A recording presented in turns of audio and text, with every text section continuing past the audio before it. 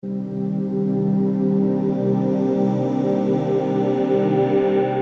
ఓం. 94వ శ్లోకం దగ్గర మనం ఉన్నాం. ఆఖరిసారి మనం 93 శ్లోకాల వరకు చెప్పుకున్నప్పుడు 94 దగ్గర ఉన్నాం మనం. విహాయ సగతిర్జ్యోతిర్సురుచిర్హృతబుద్ధిః రవిర్విలోచన సూర్య సవిత రవిలోచన. అద్భుతమైన నామముల యొక్క సమూహం ఇది. ఇక్కడ మీరు గమనిస్తే ఈ నామములు మొత్తము కూడా మనకి సూర్య సంబంధమైన నామములు బాగా కనపడుతూ ఉంటాయి. సూర్యుడు అన్నప్పుడే ఆరోగ్యాన్ని ఇచ్చేవాడు సూర్యుడు. అలాగే విద్యను, జ్ఞానాన్ని, బుద్ధి బలాన్ని ఇచ్చేవాడు సూర్యుడు. అలాగే ఐశ్వర్యాన్ని ఇచ్చేవాడు కూడా సూర్యుడే. ఇది గుర్తుపెట్టుకొని ఎవరైతే ఈ నామముల యొక్క సమూహాన్ని మాత్రము కూడా పారాయణ చేస్తే నిత్యము ఈ పైన చెప్పబడిన ఫలితాలన్నీ కూడా వస్తాయనడంలో ఏమాత్రము సందేహము లేదు అని చెప్తూ ఇప్పుడు ఈ నామముల యొక్క అర్థాన్ని మనం తెలుసుకుందాం శంకరాచార్య వారి యొక్క అనుగ్రహంతో.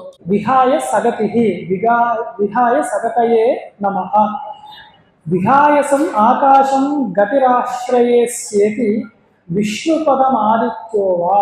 అంటే ఆకాశములో సంచరించేవాడు, ఎగిరేవాడు అని ఒక అర్థం. ఆకాశంలో ఉండేవాడు, మెరిసేవాడు ఎవరు అంటే సాక్షాత్తు సూర్యుడే. అసలంటూ ఆకాశం మనకు కనపడాలి అంటే ఆ సూర్యుడి యొక్క అనుగ్రహంతోనే ఆకాశం అంటూ ఉండడం తెలుస్తుంది. అది ఎటు దిక్కులో ఏంటి వ్యాపించి ఉన్నది అని. సూర్యుడు రావడంతో ఆకాశం ఉంటుంది. ఆకాశములో సూర్యుడు తర్వాత సంగతి. అసలంటూ సూర్యుడు కనపడితేనే సూర్య ఉదయం వల్ల ఆకాశంలో మార్పులు వస్తూ ఆకాశం కనపడుతుంది. అందుకని అసలైన ఖగరాజు, ఆకాశానికి రాజు ఎవడు అంటే మణి మకుటములా మెరిసిపోతూ ఉండేవాడు. అతన్ని అందరూ చూస్తారు, అందరూ చూడడానికి ఆయనే ఉపయోగపడతాడు. కాబట్టి విహాయ సగతిది ఆయన ఆ సూర్యుడే అని చెప్తూ విష్ణుపదం ఆదిత్యోవా. విష్ణుపదము అన్న శబ్దంతో ఇక్కడ ఆకాశము, విష్ణుపదం అంటే ఆకాశం, విష్ణుపదం ఆకాశం అని అర్థం వేదం చెప్తుంది. ఆకాశ గమ్యము ఎవరిది అంటే ఆ సూర్య భగవానుడే అని దీనికి నామంకి అర్థం. అలాగే జ్యోతి, జ్యోతిషే నమః. స్వయమేవ జ్యోతతి ఇది జ్యోతి. స్వయం ప్రకాశి అయిన వాడు ఎవరైతే ఉన్నారో ఆయనే అసలైన జ్యోతి. సర్వమును ప్రకాశింపజేసేవారు ఎవరో ఆయనే జ్యోతి, ఆయనే ఆదిత్యుడు. మళ్ళీ కూడా ఆకాశంలో ఉన్నారు అంటే ఆకాశంలో ఒక భాగం అనుకుంటారేమో. ఆకాశముతో సహా పంచమహాభూతములను, మన భూలోకమును, బ్రహ్మాండముని కూడా ఆయన ప్రకాశింపచేస్తూ ఉంటాడు. కాబట్టి ఆయనే జ్యోతి. నారాయణ పరంజ్యోతి అని. అసలు ఎవరయ్యా జ్యోతి అంటే నారాయణుడే పరంజ్యోతి అని చెప్పి వేదమే చెప్పేసింది. ఇంకా అనుమానం లేదు. ఎదురుగా మనకి ప్రత్యక్షంగా కనపడే సూర్య భగవానుడు సూర్య నారాయణుడు అన్న దృష్టితో మనం నిత్యము కూడా ఆయన్నే నమస్కారం చేసుకుంటే పరిపూర్ణమైన అనుగ్రహం మనకి కనపడుతూ ఉంటుంది. దేవుడు కనపడతాడా అని అడిగే మెట్ట వేదాంతులకి ఇదో ఈ శ్లోకాన్ని చెప్తే సరిపోతుంది. కనపడేవన్నీ దేవుడు అని కాదు, దేవుడు ఇలా కూడా కనపడుతున్నాడు అని చెప్పే ఒక ఉద్దేశం ఇక్కడ. అలాగే సురుచయే నమః. శోభనా రుచిర్ దీప్తిరిచ్చావాస్యేది సురుచి. అంటే శోభనములు అంటే కాంతులు వెదజల్లుతూ ఉంటాడు. ఒకానొక చోట అక్కడ వెలిగి ఉండిపోవడం కాదు, ఆయన కాంతి స్వరూపంలో మనల్ని తాకుతూ ఉంటున్నాడు రోజు సూర్య కిరణములతో. అందుకే నమస్తే హిరణ్యబాహవే అని కూడా రుద్రుణ్ణి అలాగే పూజిస్తున్నాం మనం. మంచి బంగారు కాంతులతో ఆయన మనల్ని ముట్టుకుంటున్నాడు, రోజు తాకుతున్నాడు కూడా. కనపడమే కాదు, ప్రత్యక్షం అంటే కనపడుతున్నాడు. ఎక్కడో దూరంగా ఉన్నది కనపడుతుంది అలా అని కాదు, అతి దగ్గరలో ఉన్నది అలానే కాదు, మనల్ని తాకుతున్నాడు నిరంతరం. భగవంతుడి యొక్క స్పర్శ మనకి కలుగుతున్నది అన్న ఎరుక మనకి వచ్చినప్పుడు ఒళ్ళు గగ్గురుపాటు పుట్టాలి. మొట్టమొదట మనం ఇంటి నుండి బయటికి వెళ్ళినప్పుడు ఆ సూర్యనారాయణ చూడగా ఈ భావన రావాలి. ఇక్కడ ప్రత్యక్ష నారాయణుడు కనపడుతున్నాడు, అది పర్వాలేదు. ఆకాశంలో సూర్యనారాయణ అనుకోండి, లేదా విష్ణువే శ్రీ మహావిష్ణువు అనుకోండి, లేదా అగ్ని లింగముగా నాకు భాషిస్తున్నాడు అనుకున్నా లేదు, పర్వాలేదు. లేదా మాకు అమ్మవారి ఇష్టము, ఆ శ్రీచక్రమే అమ్మవారి స్వరూపంలో అలా మెరుస్తూ ఉన్నది ఆకాశంలో అనుకున్నా కూడా ఈ శంకరాచార్యుల వారి యొక్క అనుయాయులకి ఎవరికి కూడా భేద దృష్టి ఎక్కడా ఉండదు కాబట్టి పరమాత్మ పరంజ్యోతి దర్శనం నాకు అయినది. దర్శనమే కాదు, ఆయన యొక్క స్పర్శ కూడా నాకు అవుతున్నది అన్న యొక్క భావనతో మనం నమస్కారం చేసుకున్నప్పుడు అప్పుడు యథార్థానికి భావనామాత్ర సంతృష్టాయ నమః అన్నది అక్కడ తెలుస్తుంది మనకి. అలాగే తర్వాతి నామం హుత భుక్ హుత భుజే నమః. సమస్త దేవతోద్దేశేన ప్రవృత్తేష్వపి కర్మసు హుంతం భుక్తే భునక్తీతివా హుత భుక్. ఈశ్వరుడి యొక్క అనుగ్రహాన్ని పొందడానికి ఉత్కృష్టమైనది ఏది అంటే హవిస్సు రూపంలో మనం ఇస్తాం. ఈ అగ్ని కార్యాలు, ఆ అగ్ని కార్యంలో హవిస్సు మనం ఇస్తూ ఉంటాం. ఇంద్రాయ స్వాహ ఇదన్నమమానో, నారాయణుడికో రుద్రుడికో అమ్మవారికో దుర్గాదేవికో ఎలాగోలో ఇస్తాం. ఆ హవిస్సులు అనేక రూపములుగా ఇచ్చేది ఏకరూపమైన అగ్నికి. చూసారా ఎంత విచిత్రమో. అక్కడే ఆ అగ్ని కార్యాన్ని చూడడంతోనే భేద భావన, భేద భ్రాంతి అన్నది నశిస్తుంది. ఈ భగవానుడు వేరు, ఆ భగవానుడు వేరు, స్త్రీమూర్తి వేరు, పురుషమూర్తి వేరు, ఇట్లాంటి భిన్న అభిప్రాయాలు అసలు అగ్ని కార్యాన్ని చూడడంతోనే పోతుంది. ఎందుకంటే హవిస్సు ఇస్తున్నది అగ్నిదేవుడికి. అగ్నిదేవుడు పట్టుకొని ఎవరికి ఇస్తాడు అంటే పరమాత్మకు, పరమేశ్వరుడికి ఇస్తున్నాడు. ఏ యథామాం ప్రపద్యంతే తాం సదైవ భయామ్యహమని, ఏ రూపములో వేదంలో చెప్పబడే పరమాత్మను దేవతలను పూజించినా నన్నే పూజిస్తున్నావు, అది నాకే చేరుతుంది అని కృష్ణ భగవానుడే భగవద్గీతలో చెప్పాడు. అంత స్పష్టంగా చెప్పినప్పుడు ఇంకా మనకి భిన్నాభిప్రాయాలు కూడా లేవు. అగ్ని, సూర్యుడు, అలాగే చంద్రుడు ఇవన్నిటికీ జ్యోతి స్వరూపంగా చెప్తారు కాబట్టి హుత బుక్ అని చెప్పినా ఇక్కడ కూడా అగ్ని కాంతి స్వరూపంగా మళ్ళీ ఆ సూర్యనారాయణుడినే మనం ఆరాధిస్తూ ఉన్నాం. సూర్యనారాయణుడు నారాయణుడు మళ్ళీ ఒకటే, ఆయనే పరమేశ్వరుడు. ఏ రూపంలో మనము ఆరాధించినా కూడా అది మన ఇష్టానుసారం ఆరాధిస్తున్నాం. మనుష్యుడి యొక్క స్వభావము ఒకలా ఉండదు కాబట్టి ఒకళ్ళొకళ్ళ ప్రవృత్తి, ఆలోచనలు, అలవాట్లు, ఇష్టాయిష్టాలు భిన్నముగా ఉంటాయి కాబట్టి అనేక మార్గములు చెప్పబడి ఉన్నాయి. ఎన్ని మార్గములు చెప్పబడినా గమ్యము ఒకటే, అది పరమేశ్వరుని చేరుకోవడమే. నదులన్నీ సముద్రంలో చేరినట్లు. అలాగే హుతభుజే నమః. ఎన్ని హవిస్సులు ఏ దేవతల నామములతో చెప్పినా కూడా 30 దేవతలు ఉన్నారని కూడా మనకి మాట ఉన్నది. అలాగ అన్ని దేవతలను ఉద్దేశించి చేసినా ఇవన్నీ కూడా దేవదేవుడైన పరమాత్మ శ్రీ మహావిష్ణువుకే వెళ్తాయి. అందుకని ఆయనే హుతభుజే నమః అని ఆయనే నమస్కారం చేసుకుంటున్నాము. విభు విభవే నమః. సర్వత్ర వర్తమానత్వా త్రయాణం లోకానాం విభుత్వాత్వా విభు. విభు అన్న నామానికి వ్యాపించి ఉన్నవాడు అని అర్థం చేసుకోవాలి. విశేషముగా భాసిస్తున్నాడు, కాంతివంతముగా ఉన్నాడు. సర్వత్ర ముల్లోకములు భాషించి వ్యాపించి ఉన్నవాడు విభుడు. ముల్లోకంలో కూడా మనం ఇంకా ఒక లోకంలోనే పూర్తిగా కూడా చూడలేకపోతున్నాం ఆయన. ముల్లోకాలకి అధిపతి అయిన వాడు శ్రీ మహావిష్ణువు. అదే సూర్యనారాయణుడికి కూడా మనము అనుసంధానం చేసుకుని చెప్పచ్చు. 3 అవస్థలలో 3 కాలములలో ఆయనే ఉన్నాడు. చంద్రుడికి కూడా కాంతి స్వయం ప్రకాశం కాదు చంద్రుడు. సూర్యుడి యొక్క కాంతి ఆధారం చేసుకునే చంద్రుడు కూడా కాంతిని తీసుకుంటూ ఉన్నాడు. అంటే మనం పొద్దున్న రాత్రి అని చూస్తున్నాం, 2 కాలములు ఉన్నాయి. అలాగే ఈ 2 కాలాల యొక్క సంధి కాలం ఒకటి ఉన్నది, 3 కాలాలు అయ్యాయి. అలా 3 కాలములలో కూడా నిజమైన కాంతి ఎవరిది అంటే సూర్యనారాయణుడిది. అలా చూసుకున్నా కూడా ఈ విభు శబ్దంతో సూర్యుడుగా భాషించే శ్రీ మహావిష్ణువుకి చెందుతున్న నామము. అట్టి విభుడికి మనం నమస్కారం చేసుకుంటున్నాము. తర్వాత రవిహి రవయే నమః అని.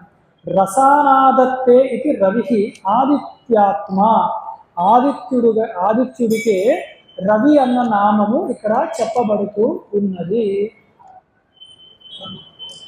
ఆయన ఎలా ఉందంటే రసములను, సారముని గ్రసిస్తూ ఉంటాడు. అంటే మనకి తెలిసిందే, నీటిని కూడా ఆయన స్వీకరించి ఆదిత్యుడు ఆయన యొక్క మార్తాండ తేజస్సుతో తీసుకుని ఆయనే ఉంచుకోడు, ఆయనేం దాచుకోడు, మళ్ళీ అది మబ్బులుగా మనకి ఇస్తున్నాడు. ఎందుకు అలాగా? దీనిలోనే గొప్ప అద్వైత తత్వం ఉన్నది, లేదా గురుతత్వం ఉన్నది. ఈ నీరు ఎక్కడ తీసుకుంటున్నాడు పరమాత్మ అంటే సముద్రాల దగ్గర ఎక్కువగా లాక్కుంటూ ఉంటాడు. నది దగ్గర అనొచ్చు, కానీ నదులన్నీ మళ్ళీ సముద్రంలోనే కదా వెళ్ళేది. ఇప్పుడు సముద్రమే పెద్దదై ఉన్నది. సముద్రము దగ్గర సూర్య భగవానుడు నీరుని తీసుకుంటున్నాడు. అయితే ఇక్కడ మనం ఏం అర్థం చేసుకోవాలి అంటే, మనము నేరుగా సముద్రానికి వెళ్ళి నీరుని తాగవచ్చా? తాగలేదు, ఉప్పగా ఉంటాయి, మన వల్ల కాదది అంటే మనం స్వీకరించే యోగ్యముగా ఉండదు. అందుకని అక్కడ ఒక గొప్ప గురుతత్వాన్ని చెప్తున్నారు. ఏమిటి అంటే, భగవానుడు సూర్యుని స్వరూపంలో మనము తీసుకోలేని కఠినమైన వేదశాస్త్రము, వేదాంత శాస్త్రాన్ని ఆయన స్వీకరిస్తాడు గురుస్వరూపంగా. మనకి చల్లని మబ్బులుగా వచ్చి ఎండ కాంతి తెలియకుండా చక్కగా తాపాలు పోయేటట్టు మనకి ఆ వర్షముగా ఆ నీటిని ఇస్తూ ఉంటాడు. అది మనం స్వీకరించడానికి యోగ్యమైంది. ఈ ప్రాసెస్ ఎవరు చేస్తున్నారంటే పరమేశ్వరుడు చేస్తున్నాడు, మనం అనుకుంటే జరిగేది కాదు. అక్కడ గురుతత్వము తెలుస్తున్నది. నేరుగా మన శాస్త్రం ఎందుకు చదువుకోకూడదండి అంటే, అది సముద్రం యొక్క నీటిని తాగే ప్రయత్నం లాగా అవుతుంది. అప్పుడు అది తీసుకోలేము, అంత దూరము వెళ్ళాలి. గురువే దగ్గరికి వచ్చి ఇస్తుంటే మనకి హాయిగా శ్రవణము చేస్తే చాలు, మనకి తర్వాత మననము చేసుకుంటే అయిపోతుంది. అలాంటి గొప్ప తత్వము రవి అన్న నామములో తెలుస్తున్నది. సూర్య భగవానుడు గురువు, అలాగే పరమాత్మ శ్రీ మహావిష్ణువు దగ్గర కూడా స్పష్టంగా తెలుస్తున్నది. తర్వాత విరోచన, విరోచనాయ నమః. ఇది సంస్కృత విరోచనం. కానీ మనం భాష కూడా అందుకే ఏ భాషలో ఆ భాషనే నేర్చుకోవాలి. ఇక్కడ వివిధ రోచతి ఇది విరోచన. రోచన అంటే రూపములు అని, ప్రకాశించడము, భాషించడము, కనపడము అని అర్థం. వివిధ రూపాలలో కనపడే ఆ పరమాత్మ. మన కంటికి సూర్యుడు ఒకలాగే కనపడతాడు, మనం గమనించాం కాబట్టి. కానీ ఒకే రోజు ఒకలా ఉండడు, కనీసం అది మన అనుభవంలో ఉన్నది. పొద్దున్న ఎరుపు రంగులో, మధ్యాహ్నం చాలా తెల్లగా తీక్షణమైన దృశ్యాలు చూడశక్యం కాదు. సంధ్యాకాలంలో ఇంకొంచెం వేరే వర్ణములతో కూడా ఉంటారు. అందుకే పొద్దున్న సూర్యకిరణాలు చాలా మంచివి ఆరోగ్యానికి అంటారు. సాయం సంధ్యాకాలంలో మనల్ని వెళ్ళొద్దు, తీవ్రంగా ఉంటాయి, అందుకే అనుష్ఠానం కూడా చేసుకోండి, ఆ సమయంలో బయట తిరగద్దని చెప్తారు. విచిత్రం అంటే మన ఋషులు అవన్నీ కూడా దివ్య దృష్టితో గమనించారు. అవన్నీ కంటికి కనపడేది కాదు, అతీతమైన శక్తి మనకి కళ్ళము అలా కనపడకుండా కళ్ళ ముందే ఉన్నది. అది చాలా విచిత్రం. అందుకని వివిధ రూపాలలో ఇక్కడ కనపడుతున్నది. అలాగే మనకి 12 నెలలు 12 ఆదిత్యులు కూడా చెప్పబడుతూ ఉన్నారు, ద్వాదశ ఆదిత్యులు. అలాగే అంటే ఏమిటి అక్కడ చెప్పేది అంటే, ఈ ఆదిత్యుడి యొక్క గమనం బట్టి కాలం మారుతూ ఉన్నది. వివిధ రూపాలలో మనం అనేక మార్పులు చూసినా ఈ మార్పులకి కారణుడు అయిన వాడు విరోచనుడైన ఆ సూర్యనారాయణుడు. అట్టివాడే ఆయన. అంటే ఆయన మారినట్టు కనపడట్లేదు, ఆయన వల్ల మార్పులు కనపడుతున్నాయి. పరమాత్మ మారడు, మార్పు లేదు, కానీ ప్రకృతి మారుతున్నది. ఎందుకు? ప్రకృతియే త్రిగుణాత్మకమై ఉన్నది. కానీ ఆయన ప్రకృతిని స్వామి అధిష్టాయ, ప్రకృతిని ఆధీనంలో పెట్టుకున్నాడు. ప్రకృతికి అంటాడు ఆయన, ప్రకృతి మటుకు ఆయన మీదే ఆధారపడి ఉన్నది. అది చాలా విచిత్రం అసలు. అలాంటి వాడు, అందుకే ఆయన ఈశ్వరుడు అయ్యాడు తప్ప ఎవరు పడితే వాళ్ళు ఈశ్వరుడు అనడానికి కుదరదు. అందుకే అలాంటి వాడే విరోచనుడు ఆయన. సూర్యాయ నమః. నేరుగా సూర్యుడి నామమే చెప్పబడుతూ ఉన్నది. చాలా అద్భుతమైన నామం. సూతే శ్రియమితి సూర్యోగ్నిర్వా సూతే సువతేర్వా సూర్యశబ్దో నిపాత్యతే రాజసూయా సూర్య. సంపదలను ఇచ్చేవాడు సూర్యుడు అని చెప్తున్నారు. ఆయనే బంగారు వర్ణం. భగవానుడు ఐశ్వర్యాన్ని ఇచ్చేవాడు అని తెలుస్తుంది. అందుకే రాజసూయ యాగము చేస్తూ ఉంటారు. ఆ యాగ స్వరూపంగా, ఆ యాగ అధిష్టాన దేవతగా ఆ పరమాత్మే ఉన్నారు. అలాగే కృష్ణుడు కథ చూసినప్పుడు కూడా మనకి సత్యభామ అక్కడ చూసినప్పుడు అక్కడ మణి ఒకటి ఇస్తారు. ఆ శమంతక మణి గురించే విశేషంగా చెప్పారు. మరి అది ఎవరిచ్చారంటే సూర్యుని ఆరాధించి ఆ మణిని సత్రాజిత్తు వాళ్ళు వేసుకుంటే మరొక సూర్యుడా అన్నట్టు భాషిస్తూ ఉండేవారు. అది సూర్యుడు యొక్క తేజస్సు. అది ఫలానా కేజీల బంగారాన్ని రోజు పెడుతూ ఉంటుందంట. ధనం ఇచ్చేది సూర్య భగవానుడని కూడా అర్థం చేసుకోవాలి. లేదా హెల్త్ ఈజ్ వెల్త్ అని ఇంగ్లీష్ వాళ్ళు చెప్పారు. తెలుసన్నారో తెలియకున్నారో కానీ ఆరోగ్యమే మహాభాగ్యం మనమన్న మాటే. ఆరోగ్యం నిలబెట్టేవాడు సూర్యుడు, ఆరోగ్యం భాస్కరాదిచ్చేవాడు. ఆరోగ్యం ఉంటే చాలు, అదే మహాభాగ్యము, అదే ఐశ్వర్యము, సాధించలేనిది ఏదీ లేదు. అలా సూర్యుడు యొక్క శిష్యుడు ఎవరు అంటే హనుమంతులు వారు, మృత్యుంజయుడు ఆయన. అక్కడే తెలిసిపోతుంది సూర్య ఆరాధకులు ఎలా ఉంటారు అని. అందుకని సూర్యుడు ఐశ్వర్య ప్రదాత, ఆ మాట అయితే మనం బాగా అంటే సూర్య శబ్దంతో ఐశ్వర్యాన్ని ఇస్తారు ఆయన అని మనం బాగా గుర్తు తెచ్చుకుంటూ ఉండాలి. ఆరోగ్యమే కాదు, ఐశ్వర్యము కూడా, ధనము కూడా. అలాగే సవిత, సవితాయ నమః. సర్వస్య జగత ప్రసవిత, సవిత ప్రసవించడం అంటే కన్నడము, కారణము అని అర్థం. సర్వ జగత్తుని ప్రసవిస్తాట పరమాత్మ. ప్రసవించడం అంటే ఏమిటి? ఆయనలోంచి వస్తుంది మొత్తం ప్రపంచము. ప్రపంచానికి మూలము ఎవరు? అసలు జగత్తుకి మొట్టమొదట దేవత ఎవరంటే బ్రహ్మగారు. ఆయన ఎక్కడి నుంచి వచ్చాడు అంటే యథార్థానికి శ్రీమన్నారాయణుడి యొక్క నాభి కమలం నుంచి పుట్టాడు. అంతే కదా, ప్రసవించడం అంటే అలాగే కదా, కడుపులోంచి రావడాన్ని ప్రసవించడం అంటారు. మరి అక్కడ తెలుస్తుంది స్పష్టంగా కూడా. అందుకు ఆయన సవితాదేవత. సవితాదేవతతో యథార్థానికి గాయత్రి మాతను అంటాం. సవితృదేవత అంటే సూర్యుడిని అక్కడ ఆరాధించేది. గాయత్రి స్వరూపముగా సూర్యుడిని ఆరాధిస్తూ ఉన్నాం. ఆయన ఎవరు అంటే మళ్ళీ శ్రీ మహావిష్ణువే. ఆయనే జగత్పిత, జగత్మాత. ఈ మాటలు కూడా మనకి గీతలో కనపడుతూ ఉంటాయి. ఆయనే మాత, ఆయనే పిత అని. వసానాంచ తథా దాన ద్రవ్య భిది అభిధీయతే అని సర్వమును కూడా రాజు ఎలా కాపాడుకుంటూ ఉంటాడో ప్రజానాంతు ప్రసవిత సవితేతి నిగద్యతే. అలాగే ఈ సర్వము కూడా, సర్వ జగత్తును కూడా సూర్య భగవానుడే కని పోషిస్తున్నాడు కూడా. కని విడిచిపెట్టలేదు, కని పోషిస్తున్నాడు కూడా. అందుకే మనకి తెలిసిందే కదా, సూర్యకాంతి రాకపోతే సరిపడే అంత మొక్కలు అవి కూడా రావు, అంటే సరిగ్గా వికసించుకోవు, పుష్పించవు అవి. ఫోటోసింథసిస్ అలాంటి ప్రాసెస్ అవి రావాలన్నా కూడా సూర్యకాంతి తగినంత తగులుతూ ఉండాలి. అందుకని సూర్యుడు ఏదో కాస్మోస్లో ఉన్న ఆబ్జెక్ట్, అది నాన్ లివింగ్ ఆబ్జెక్ట్, ఇలా చాలా పొరపాటు.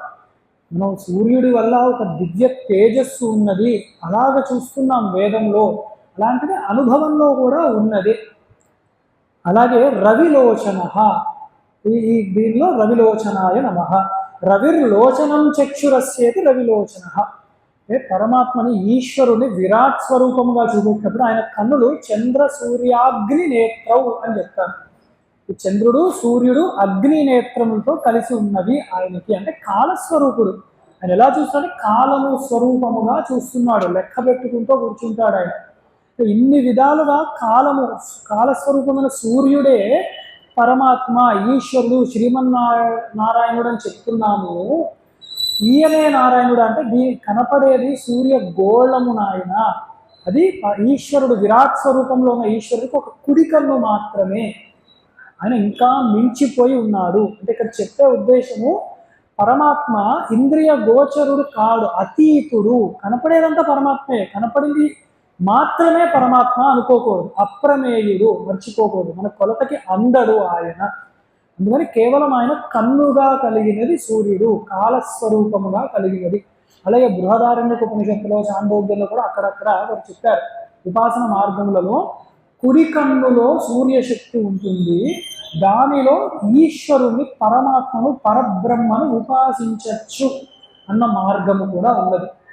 అది మనము చెప్పినప్పుడు మళ్ళీ వేదాంత పరంగా ఆ ఉపనిషత్తు యొక్క సహాయంతో కుడి కన్నులో ఒక ధ్యానము చేసే ఒక మార్గము ఉన్నది. కొందరు హృదయ స్థానంలో చెప్తారు పరమాత్మను ధ్యానించండి, కొందరు నాభి స్థానంలో చెప్తారు, కొందరు ఈ భృకుటిలో చెప్తూ ఉంటారు. అలాగే కుడి కన్నులో కూడా ధ్యానం చేసే ఒక ప్రక్రియ ఉన్నది అని తెలుసుకుంటే చాలు. మనం అది గురుముఖత మనకు ఆ యోగ్యం ఉంటే అలాగ నేర్చుకోవాల్సిందే. అసలంటూ ప్రతి అవయవంలో ఒక దైవ శక్తి ఉంది, అది పరమాత్మయే అయి ఉన్నాడు అన్న నమ్మకంతో ఉంటే చాలు. మనం అగ్నిర్మూర్ధా చక్షుషి చంద్ర సూర్యం అనే వేదవాక్కు. అగ్ని, సూర్యుడు, చంద్రుడు కూడా ఆయన ముఖములో ఉన్నది ఈశ్వరుడికి అని వేదంలోనే ఒక చోట చెప్పబడి ఉన్నది. తర్వాత 95వ నామాల సమూహము అనంతో హతభోక్తా సుఖదో నైకజోగ్రజ అనిర్విణ సదామర్షి లోకాధిష్టానమద్భుత. అనంతాయ నమః. అనంతుడు పరమాత్మ. అనంతుడు అంటే అంతము లేనివాడు అని. ఎలాంటి అంతములు జగత్తులో ఉన్నాయి? అలాంటివి ఏవి పరమాత్మకు లేకుండా ఉన్నారు. ఏమిటి అంటే నిత్యత్వాత్ సర్వగతత్వాత్ దేశకాల పరిచ్ఛేదాభావాత్ అనంతః. జగత్తు నిత్యము కాదు, అనిత్యమైనది. ఒక కాలంలో వచ్చింది, ఒక కాలంలో వెళ్ళిపోతుంది జగత్తు. అసలు జాయతే గచ్చతే ఇది జగత్తు, వచ్చిపోతుందనే జగత్తు అంటున్నారు దాన్ని. అందుకని అది అనిత్యమైనది. కానీ ఈశ్వరుడు అనిత్యుడు, ఈశ్వరుడు నిత్యుడు, అనంతుడు ఆయన. అలాగే సర్వగతత్వాత్ సర్వము వ్యాపించిపోయి ఉన్నవాడు. ఈశ్వరుడు లేని, పరమాత్మ లేని ప్రదేశము ఏదీ లేదు. ఈ లోకములు, 14 భువనములు, సకల జీవులు, బ్రహ్మాది స్తంభ పర్యంతము అణువణ ఉన్నది ఈశ్వరుడే. సర్వం కలివిదం బ్రహ్మ. అందుకని సర్వగతత్వాత్ అన్ని చోట్ల ఉన్నవాడు. అలాగే కాలము, ఈ జగత్తుకి దేశకాల పరిణతి ఉన్నది, దేశకాల పరిమితి ఉన్నది. ఇంతే. ఇప్పుడు మన భాగ్యనగరం అంటే కొంత పరిమితి ఉన్నది, భూలోకం అంటే ఇంకొంచెం పరిమితి ఉన్నది. అలాగ పరిమితి లేనివాడు పరమాత్మ, అప్రమేయుడు. అలాగే కాలాతీతుడు కూడా. ఇది పుట్టక ముందు ఉన్నాడు, పుట్టిన తర్వాత ఉన్నాడు, ఇది వెళ్ళిపోయాక జగత్తు కూడా ఆయన మటుకు ఉంటాడు. ఎందుకు అంటే సచ్చిదానందుడు పరమాత్మ. సత్ అంటేనే నిత్యుడు, కాలాతీతుడు అని అర్థం. అందుకు ఆయన అనంతుడు, అంతము లేనివాడు. అదే ఇప్పుడు మనం అంటగా నా జాయతే మ్రియతే. అసలు పుడితే కదా తర్వాతి భావనలు రావడము, వర్ధతే ఉపరణం కావన్నీ అవి లేవు ఆయనకు. అందుకే అలాగే అనంతుడు అన్న నామముతో శేషుడు కూడా ఉన్నాడు, ఆదిశేషుడు. ఆ ఆదిశేషుడు కూడా భూమండలాన్ని భరిస్తూ ఉంటాడు. అసలు శ్రీ మహావిష్ణువు కూడా ఆయన ఆసనముగా ఉంటాడు. శ్రీ మహావిష్ణువు ఆదిశేషుడి మీద పర్యంతముగా తీసుకుని పడుకొని ఉంటాడు. అంటే ఈ శక్తి ఆదిశేషుడికి ఉంది అనుకుంటే పొరపాటు. శ్రీ మహావిష్ణువు శక్తితోనే ఆదిశేషుడు శ్రీ మహావిష్ణువుని ధరిస్తున్నాడు. అంటే మనము కూడా ఇక్కడ ఏమి నేర్చుకోవాలి భక్తులు, సాధకులు అంటే పరమాత్మ యొక్క అనుగ్రహముతోనే పరమాత్మ యొక్క ధ్యానము మన మనస్సులో నిలుస్తుంది. ఆయన శక్తే కావాలి. మళ్ళీ భక్తి లేదండి, జ్ఞానము లేదండి, సాధన కుదరట్లేదు, 10 నిమిషాలు ధ్యానానికి కూర్చున్నా, జపానికి కూర్చున్నా కాళ్ళు నొప్పులు వస్తున్నాయి, నిద్ర తూలుతున్నాను, ఏదో విఘ్నాలు వస్తున్నాయి, అయినా కూడా ఆయన్నే ధ్యానించండి. ఎప్పటికో అప్పుడు ఆసన శుద్ధి, ఆ స్థిరత్వము, శ్రద్ధాభక్తులు, ఆనుకూల్యత వస్తుంది. అందుకే మన యొక్క స్వరూపాలన్నీ కూడా సరిగ్గా అర్థం చేసుకోవాలి. అప్పుడు ఇలాంటి విషయాలు కూడా ఆదిశేషుడి మీద స్వామి పడుకున్నాడు అన్నప్పుడు ఇలాంటివి కూడా మన సాధనలో ఉన్న విషయాలు తెలుసుకోగలుగుతాం, సాధనలో పెట్టుకోగలుగుతాం. అంతేకాని నాకు ధ్యానం రాదని అంటే నేను విడిచిపెట్టాను అనకూడదు. ఎప్పుడు జపానికి కూర్చోలేదండి విడిచిపెట్టాను అనకూడదు. చేస్తూనే స్థిరత్వం వస్తుంది. అదే పెద్ద పరీక్ష. సమయం పడుతుంది దానికి. అస్సలు అలవాట్లేనిది, జన్మల అలవాట్లేనిది ఒకేసారి కూర్చోలేదు.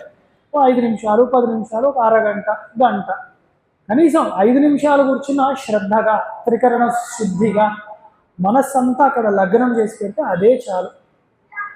అల్పమప్యసి ధర్మస్య త్రాయతో మహతో భయాత్ గీతలో ఉంటుంది. కొంచెమైనా కూడా తెలిసినది సరిగ్గా చేస్తే భయంకరమైన ఆపదల నుంచి మనల్ని కాపాడుతుందని పరమాత్మ చెప్పాడు. కొంచెమైనా, అందుకు అది మనకి నమ్మకం, ఈశ్వరుడి వాక్కు అది. అందుకని అది పట్టుకునే కొంచెమైనా కూడా మనం ఆయన్ని ధ్యానం చేస్తూ ఉండాలి. అనంతమైన రూపం కదా, అనంతంగా చేయలేము, అల్పముగానైనా మనం చేసుకోవాలి ఆయన యొక్క మూర్తి ధ్యానము. అలాగే హృతభుజే నమః, ఇది చూసారు వెంటనే వచ్చే నామము.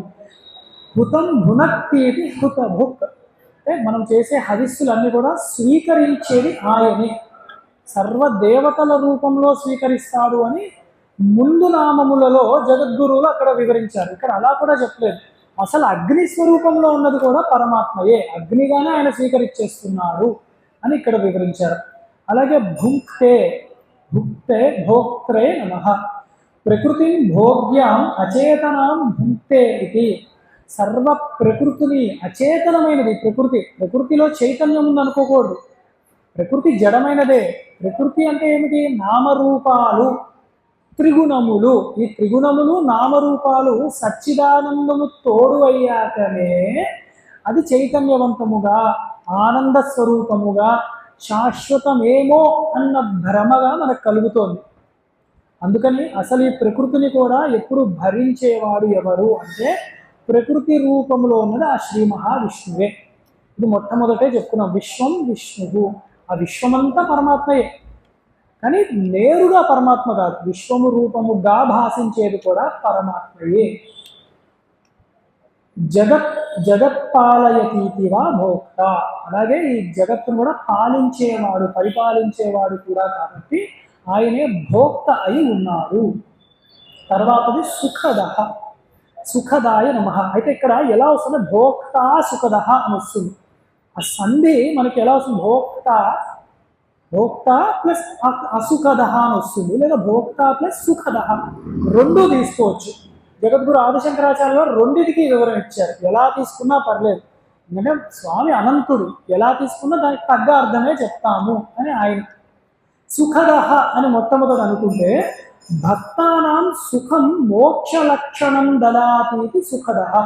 అంటే లౌకికమైన సుఖాలు కాదు, మోక్ష లక్షణమే కలిగి ఉన్న భక్తులు.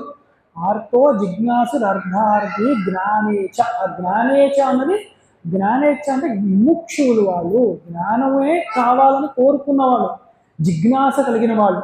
వాళ్ళకి మోక్షాన్ని ఇచ్చి శాశ్వతమైన సుఖాన్ని ఇచ్చేవాడు కాబట్టి సుఖదుడు, సుఖాన్ని ఇచ్చేవాడు. అసుఖద అంటే ఏమర్థం చేసుకోవాలంటే అసుఖం ద్యతి ఖండయతీతివా అసుఖద. ద్యతి అంటే అసుఖదం, ఎవరికైనా సంతోషం లేదు, తెలియని దిగాలు, బాధలు ఉన్నాయి. అలాంటి బాధలు ఇందాకే అనుకున్నాం, మనకి ఆ జపము సాధన సాగట్లేదు, అది కూడా సుఖము కాదు. ఒక గంట సేపు కూర్చోవడం కూడా సుఖంగా ఉండదు కొందరికి పాపం.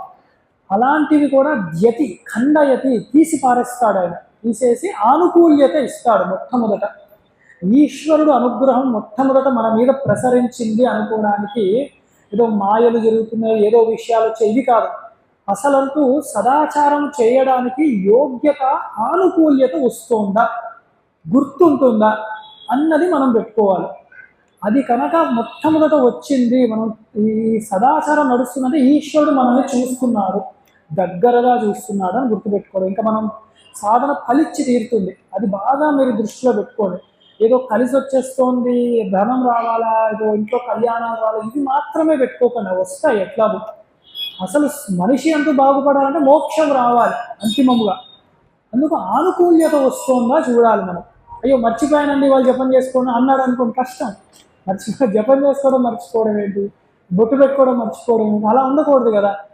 ఇంకని మొట్టమొదటి ఇవన్నీ గుర్తుంటాయి. శ్రద్ధగా వాడు ఈశ్వరుడి దగ్గర 10 నిమిషాలన్నా కూర్చోగలుగుతున్నాడు ఆ సాధకుడు అంటే అదే గొప్ప ఆనుకూల్యత ఇస్తున్నాడు, అసుఖదాన్ని తీసేస్తున్నాడు ఆయన అని గుర్తుపెట్టుకోవాలి మనం. నైకజ ధర్మగుప్తేయ సుకృచ అయమానత్యాన్ ఐకజ అంటే అనేకజుడు అని. అంటే ఒకసారి పుట్టినవాడు కాదు పరమాత్మ, అనేకములైన సార్లు పుట్టాడు. అదేంటి ఇందాకే నా జాయతే అన్నాము, మరి ఇక్కడ అనేక సార్లు పుట్టారు అంటున్నాము అంటే అసలంటూ పుట్టుకలేదు ఆయనకి. కానీ జాతవాని ఇవ దేహవాని ఇవ అని చెప్తారు భాష్యంలో. పుట్టినవాని వలె, దేహము ఉన్నవాని వలె మనకి కనపడుతున్నాడు. ఎలాగా? అవతారాలు బోల్డ్ ఉన్నాయి. అందుకే ధర్మాన్ని నిలబెట్టడానికి, ధర్మ సంస్థాపనార్థాయ సంభవామి యుగే యుగే, ప్రతి కాలంలో కూడా ధర్మాన్ని నిలబెట్టడానికి అనేక మార్లు, అనేక విధాలుగా, అనేక రూపములతో ఆయన వస్తూనే ఉన్నాడు. అందుకని ఒకసారి వచ్చిన వాడు కాదు, ఎప్పుడూ వస్తూనే ఉంటాడు. అందుకే భక్తులను అనుగ్రహించడానికి మాత్రమే పరమాత్మ సగుణ సాకారముగా తయారవుతున్నాడు. అంతేకాని ఆయన ఏదో పుట్టాడు అనుకోకూడదు. పుట్టాడు అంటే ఆ మూర్తులు మనలా కాదు, శాశ్వతంగా నిలిచిపోతున్నాయి. అందుకే చూసారా, ఒక రామావతారం ఎప్పటిదో లక్షల సంవత్సరాల క్రితం ఉన్నది, ఏదో లీలగా ఆయన అవతారం చాలించాడు అంటాం. ఈ మధ్య కాలంలో రామదాసు గారు వారి యొక్క కథల్లో, త్యాగరాజు గారి కథల్లో చూసినప్పుడు కూడా చరిత్రలో ఆయన దర్శనమే ఇచ్చాడు మళ్ళీ. అది ఎంత విచిత్రం మరి. అంటే మరి అది రూపం ఉన్నదా లేనట్ట? ఎప్పుడూ ఉన్నదే. మన యోగ్యత బట్టి మనకు ఆ దివ్యం దదామి తే చక్షువు, ఆ చక్షు ఆయన ఇస్తే ఇక్కడ ఉన్నవాడే కనపడతాడు, ఇక్కడే మన పక్కనే ఉంటాడు పరమాత్మ. కనపడే కన్ను మనకి లేదు. అందుకని ఎప్పుడు పరమాత్మ మనకి భక్తులను అనుగ్రహించడానికి ఆయన అవతారాలు తీసుకుంటూ ఉంటాడు. అదే అగ్రజ, అగ్రజు అంటే పెద్దవాడు అని అర్థం. అగ్రే జాయత ఇత్యగ్రజ హిరణ్యగర్భ. హిరణ్యగర్భుడు అంటే బ్రహ్మగారు. ఇక్కడ బ్రహ్మగారి కన్నా, అందరి దేవతల కన్నా పెద్దవాడు ఎవరు అంటే బ్రహ్మగారు, చతుర్ముఖ బ్రహ్మగారు. ఆ బ్రహ్మగారి కన్నా పైవాడు, కారణమైన వాడు, ముందువాడు కాబట్టి అగ్రజుడు. బ్రహ్మగారిని అడగచ్చు, బ్రహ్మగారు ఎప్పుడు పుట్టారు అంటే సృష్టి పూర్వం మొట్టమొదట ఆయన వచ్చాడు. ఆయన ముందు ఎవరున్నారు? అదో శ్రీ మహావిష్ణువు ఉన్నారు. ఆయన ఎప్పటి నుంచి ఉన్నాడు? అది ఎవ్వరి తరం కాదు చెప్పడం. ఎందుకంటే ఒకడే పరమాత్మ, ఆయన ముందు ఎవరు లేరు, ఎవరు చెప్పడానికి శక్యము కాదు, ఎప్పుడు ఉన్నవాడే. అలాగే హిరణ్య గర్భ సమవర్తతాగ్రే అని కూడా వేదమే చెప్తుంది నేరుగా. అనిర్విణ తర్వాతి నామము అవాప్త సర్వకామత్వాద ప్రాప్తి హేత్వాభావం నిర్వేదో అస్య నాస్తి. ఇక్కడ ఏం చెప్తున్నారు అంటే ఏ కామనులు, కోరికలు పరమాత్మకు లేవు. పరమాత్మ ఏదో అవతారం తీసుకున్నాడండి, ఆయన కూడా సరదాగా స్నేహితులతో తిరిగాడు, ఆయన కూడా పెళ్ళిళ్ళు అయినట్టు కనపడ్డాయి కొన్ని అవతారాల్లో, ఆయన కూడా రాజభోగములను అనుభవించినట్టు కనపడుతున్నాయి కొన్ని అవతారములలో, యుద్ధాలు చేస్తున్నాడే అంటే ఆయన కోరికలతో చేయట్లేడయ్యా, జీవులలాగా లేడు ఆయన. అసలు కోరికలు లేవు. ఎందుకు? ఉన్నదంతా ఆయనే. ఒకవేళ నాకు ఈ 2 జేబులు ఉన్నాయనుకున్నా, ఇక్కడ ఒక 1000 రూపాయలు ఉన్నాయి, ఈ జేబులో 1000 రూపాయలు తీసుకొని ఈ జేబులో పెట్టుకోవడం వల్ల నాకేమో సంతోషం ఉంటుందా? అలా లేదు. అంతటా ఉన్నది పరమాత్మయే. ఒకటి పొందవలసినది లేదు, విడిచిపెట్టడానికి లేదు. సర్వం కల్విదం బ్రహ్మ ఏకమేవా ద్వితీయం బ్రహ్మ. అసలు స్వగత సజాతీయ విజాతీయ భేదములే లేవు, పరమాత్మ తప్ప ఏదీ లేదు.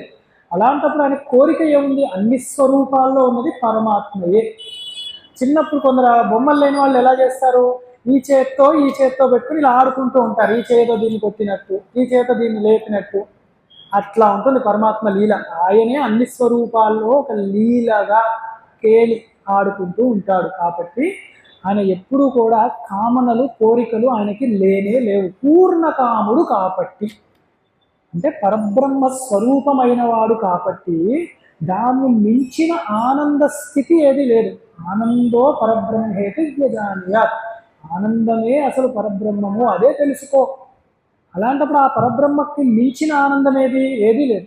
మనం ఒక వస్తువులో, ఒక విషయములో, ఒక పదార్థములో పరమాత్మ యొక్క ఆనంద లేశముని కొంచాన్ని దానికి అంటించి అది బాగుంది అని భ్రమపడుతూ ఉంటాం మనం. కానీ ఆనందం దాంది కాదు, అది కేవలం నామము, రూపము. ఆనందము పరబ్రహ్మది, సచ్చిదానంద పరబ్రహ్మది, అది బయట లేదు, మళ్ళీ మనలో కూడా ఉన్నది. అందుకే ఎప్పుడు చెప్పే ఉదాహరణే, మనం ఒక రసగుల్లా ఉన్నది, నాకు రసగుల్లా ఇష్టం అనుకుందాము. అయితే రసగుల్లా తినడం వల్ల నాకు ఆనందం వచ్చింది అన్నాను. ఎన్ని రసగుల్లాలు తింటే ఇంకా తింటూ కూర్చుంటానా? ప్రతి క్షణం తింటానా? ఒక 10 తిన్నాక నా పరిస్థితి ఏమవుతుంది? ఇంకా చాలు అంటారు. లేదంటే మీకు ఇష్టం ఉన్నారుగా, తినండి అని పెడితే ఇంకా నాకు ఇంకొక 10 రోజులు రసగుల్లా అంటే పారిపోతూ ఉంటాను నేను. ఆ పేరు చెప్పుకొని బాబు కడుపులో తిప్పుతుంది అంటాను. ఏమైంది? ఆనంద స్థితి జగత్తు పుట్టేసింది. అంటే యథార్థానికి ఆనందం ఎక్కడ నాలోనే ఉంది.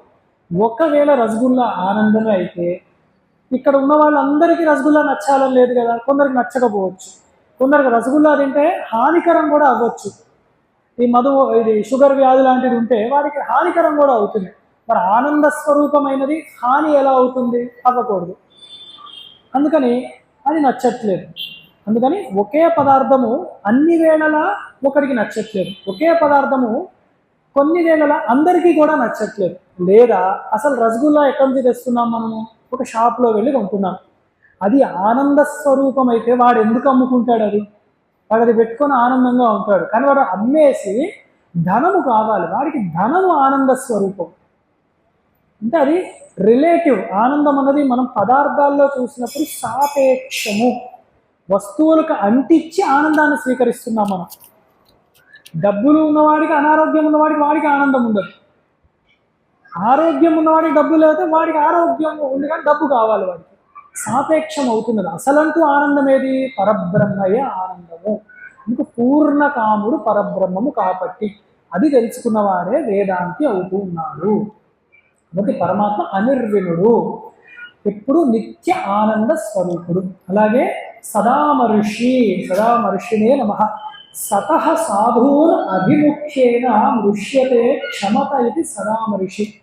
సాధుజనులు ఎవరున్నారో వారిని ఎప్పుడూ కూడా కనిపెట్టుకుని చూసుకుంటూ ఉంటాడు పరమాత్మ. చూస్తూ ఎప్పుడు వారు కూడా అనుకోకుండా తెలియకుండా ఏమైనా తప్పులు చేస్తే క్షమించి వదిలేస్తాడట స్వామి. అంటే ఆయన కక్ష లేదు, ఆనంద స్వరూపుడు కాబట్టి ఇంకొక అవకాశం ఇస్తూ ఉంటాడు. పర్లేదులే, ఈసారి ఇలాంటి తప్పులు చేయొద్దు, ఈసారి ఇలాంటి తప్పులు చేయొద్దు అని అలా అవకాశాలు ఇస్తూనే క్షమిస్తూ ఉంటాడు. క్షమాగుణం కలిగిన వాడు పరమాత్మ. అందుకని మనం అనుకుంటాం కొందరు చెడ్డవాళ్ళు కూడా బాగానే ఉన్నారండి, దేవదూషణ చేస్తున్నారు, గురుదూషణ చేస్తున్నారు, వేదదూషణ చేస్తే ఏంటి వాళ్ళ పరిస్థితి అంటే, పరమాత్మ క్షమాగుణం కలిగిన వాడు, కానీ ప్రకృతి కాదు, మర్చిపోకండి. పరమాత్మ ఈశ్వరుడు క్షమించి వదిలేస్తాడు. ఈశ్వరుడి ఆధీనంలో ఉన్న ప్రకృతికి కదా గుణాలు ఉన్నాయి, సత్వరజస్తమ గుణాలు. అది కాలాన్ని లెక్క పెట్టి అప్పుడు గర్వభంగము చేసి తీరుతుంది. దాని ఉదాహరణే ఒక రావణాసురుడు, ఒక దుర్యోధనుడు కూడా. అలాంటి వాళ్ళు ఏ కాలంలో వచ్చినా ఈశ్వరుడు చూసుకుంటాడు, ప్రకృతి చూసుకుంటుంది. అందుకని ఈశ్వరుడు మటుకు సదామరుషుడు, ఎప్పుడు కూడా దయ కలిగిన వారు. అలాగే లోకాధిష్టానం, లోకాధిష్టానాయ నమః. లోకమంతా కూడా తననే ఆధారం చేసుకొని బ్రతుకుతున్నది. ఆధారం అధిష్టాయ త్రయోలోక అని ముల్లోకములు కూడా ఏ పరమాత్మనైతే ఆధారము తీసుకొని ఉంది అవి వచ్చి వెళ్తున్నాయో, పుట్టుక మరణములు దాని అందే ఉంటున్నాయో ఆయనే ఈశ్వరుడు, ఆయనే లోకానికి అధిష్టానమై ఉన్నది. అధిష్టానం ఉన్నప్పుడల్లా కొంచెం వేదాంతము తెలిసిన వాళ్ళు తెలుస్తుంది. అధిష్టానమైనది సచ్చిదానందమే. దానిపైన నామరూపాత్మకమైన జగత్తు భాసిస్తున్నది. సూపర్ ఇంపోజ్ అంటారు ఇంగ్లీష్లో. నామరూపాత్మకం భాసిస్తోంది, ఉన్నట్లుగా కనిపిస్తోంది. ఉన్నది తాడే సర్పము వలె కనిపిస్తున్నది. జ్ఞానికి తాడుగానే కనిపిస్తుంది, అజ్ఞానికి సర్పములా కనిపిస్తుంది. అందుకే వాడికి దుఃఖహేతు అవుతోంది, అది భయహేతు అవుతోంది. జ్ఞానికి భయము లేదు, దుఃఖము లేదు. అద్భుత, అదే అద్భుతం, ఆయన పేరే అద్భుతం. అద్భుతాయ నమః. అద్భుతత్వా అద్భుత. అద్భుతం అంటే ఇంకెప్పుడు జరగదు, ఇలాంటిది ఏదీ లేదు అసలు. ఇలాంటిది ఇంకో వస్తువే లేనప్పుడు అద్భుతము అంటాం. అలాంటి వాడు ఎవరు అంటే సాక్షాత్తు శ్రీ మహావిష్ణువే, ఈశ్వరుడే అయి ఉన్నాడు. దానికి చెప్తున్నారు జగద్గురువులు, శ్రవణాయపి బహుభిర్యోన లభ్యః శృణ్వంతోపి బహవోయం న విదుః ఆశ్చర్యో వక్త కుశలోస్య లబ్ధ ఆశ్చర్యో జ్ఞాత కుశలానుశిష్టః. ఇది పురాణ వచనం. దాంట్లో గీతలో ఉంటుంది, ఆశ్చర్య పశ్యతి కశ్చిదేనం అని చెప్పి ఉంటుంది. ఇక్కడ ఏం చెప్తున్నారు? చాలా అద్భుతమైనది, ఆశ్చర్యమైనది. ఏమిటి అసలు? ఇలాంటి బ్రహ్మ పదార్థము ఈశ్వరుడు ఒకటి, ఈ కనపడే జగత్తుకి కారణము ఒకటి ఉన్నది అని ఎవరికి తెలుసుకోరు. జనరల్గా సాధారణంగా తెలుసుకోరు. అలా కొందరే తెలుసుకుంటారు, వారే ఆధ్యాత్మ విద్యలో ఉన్నవారు అని. అలా వింటారు, ఓ ఈశ్వరుడు ఉన్నాడు, పరమాత్మ ఒకడు ఉన్నాడు అని. కానీ అది ఏమిటి, ఎలా ఉన్నది, దాని తత్వము ఏమిటి, ఎలాగ అనుభవంలో తెచ్చుకోవాలి అని చాలా తక్కువ మంది. అందులో లక్షల్లో ఒకడు తెలుసుకోవాలనుకుంటాడు. వాడే శ్రవణము చేస్తాడు. శ్రవణం అంటే గురుముఖత శాస్త్రాన్ని వింటాడు చక్కగా. ఆ విన్న లక్షల కొలది ఎవడో ఒకడు ఇంటికి వెళ్ళాక అలా గురుగారు చెప్పారు అయిపోయిందని వదలకుండా మళ్ళీ పుస్తకం తిరిగేస్తాడు, మననము చేసుకుంటాడు. ఈసారి చెట్టులా కనపడదు, దానిలో ఈశ్వరుడు ఉన్నాడు. సూర్యుడిలా కనపడ్డు, అది ఈశ్వరుడే, నారాయణుడే అయి ఉన్నాడు అని వాడికి ఆ మనన యోగ్యం అవుతుంది. అలాగా కొందరు ఉంటారు. వాళ్ళల్లో అతి కొందరు మంది మటుకు బయట చూడడమే కాదు, నాలో ఉన్నది కూడా అదే.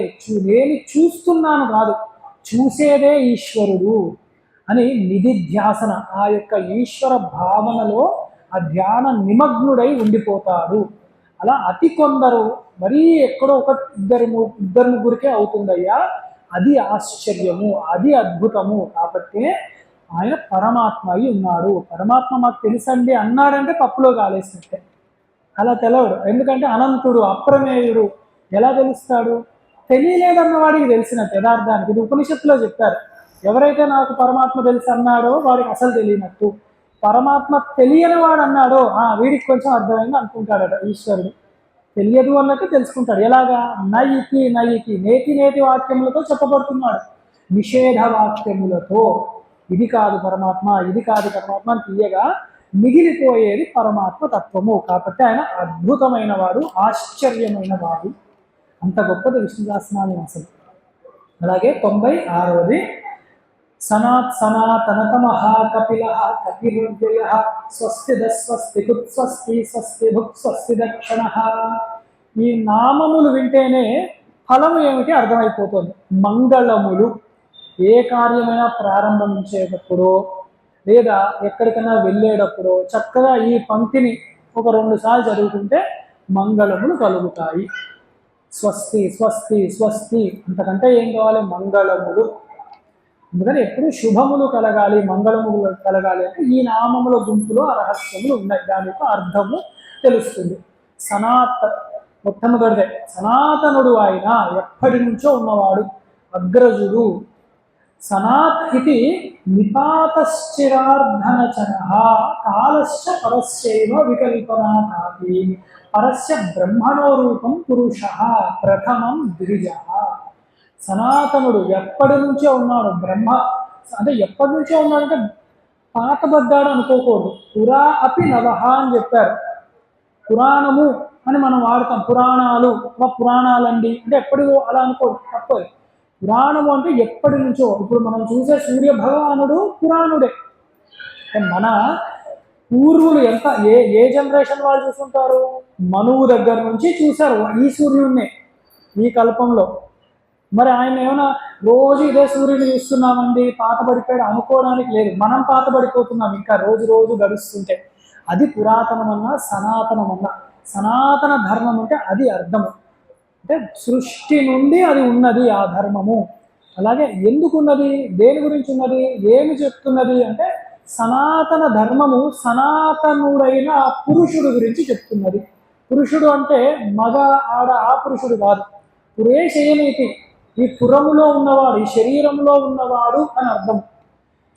అంటే ఇది అనే కాదు, సర్వము బ్రహ్మాది స్తంభ పర్యంతం అన్నిటిలో ఉన్నవాడు.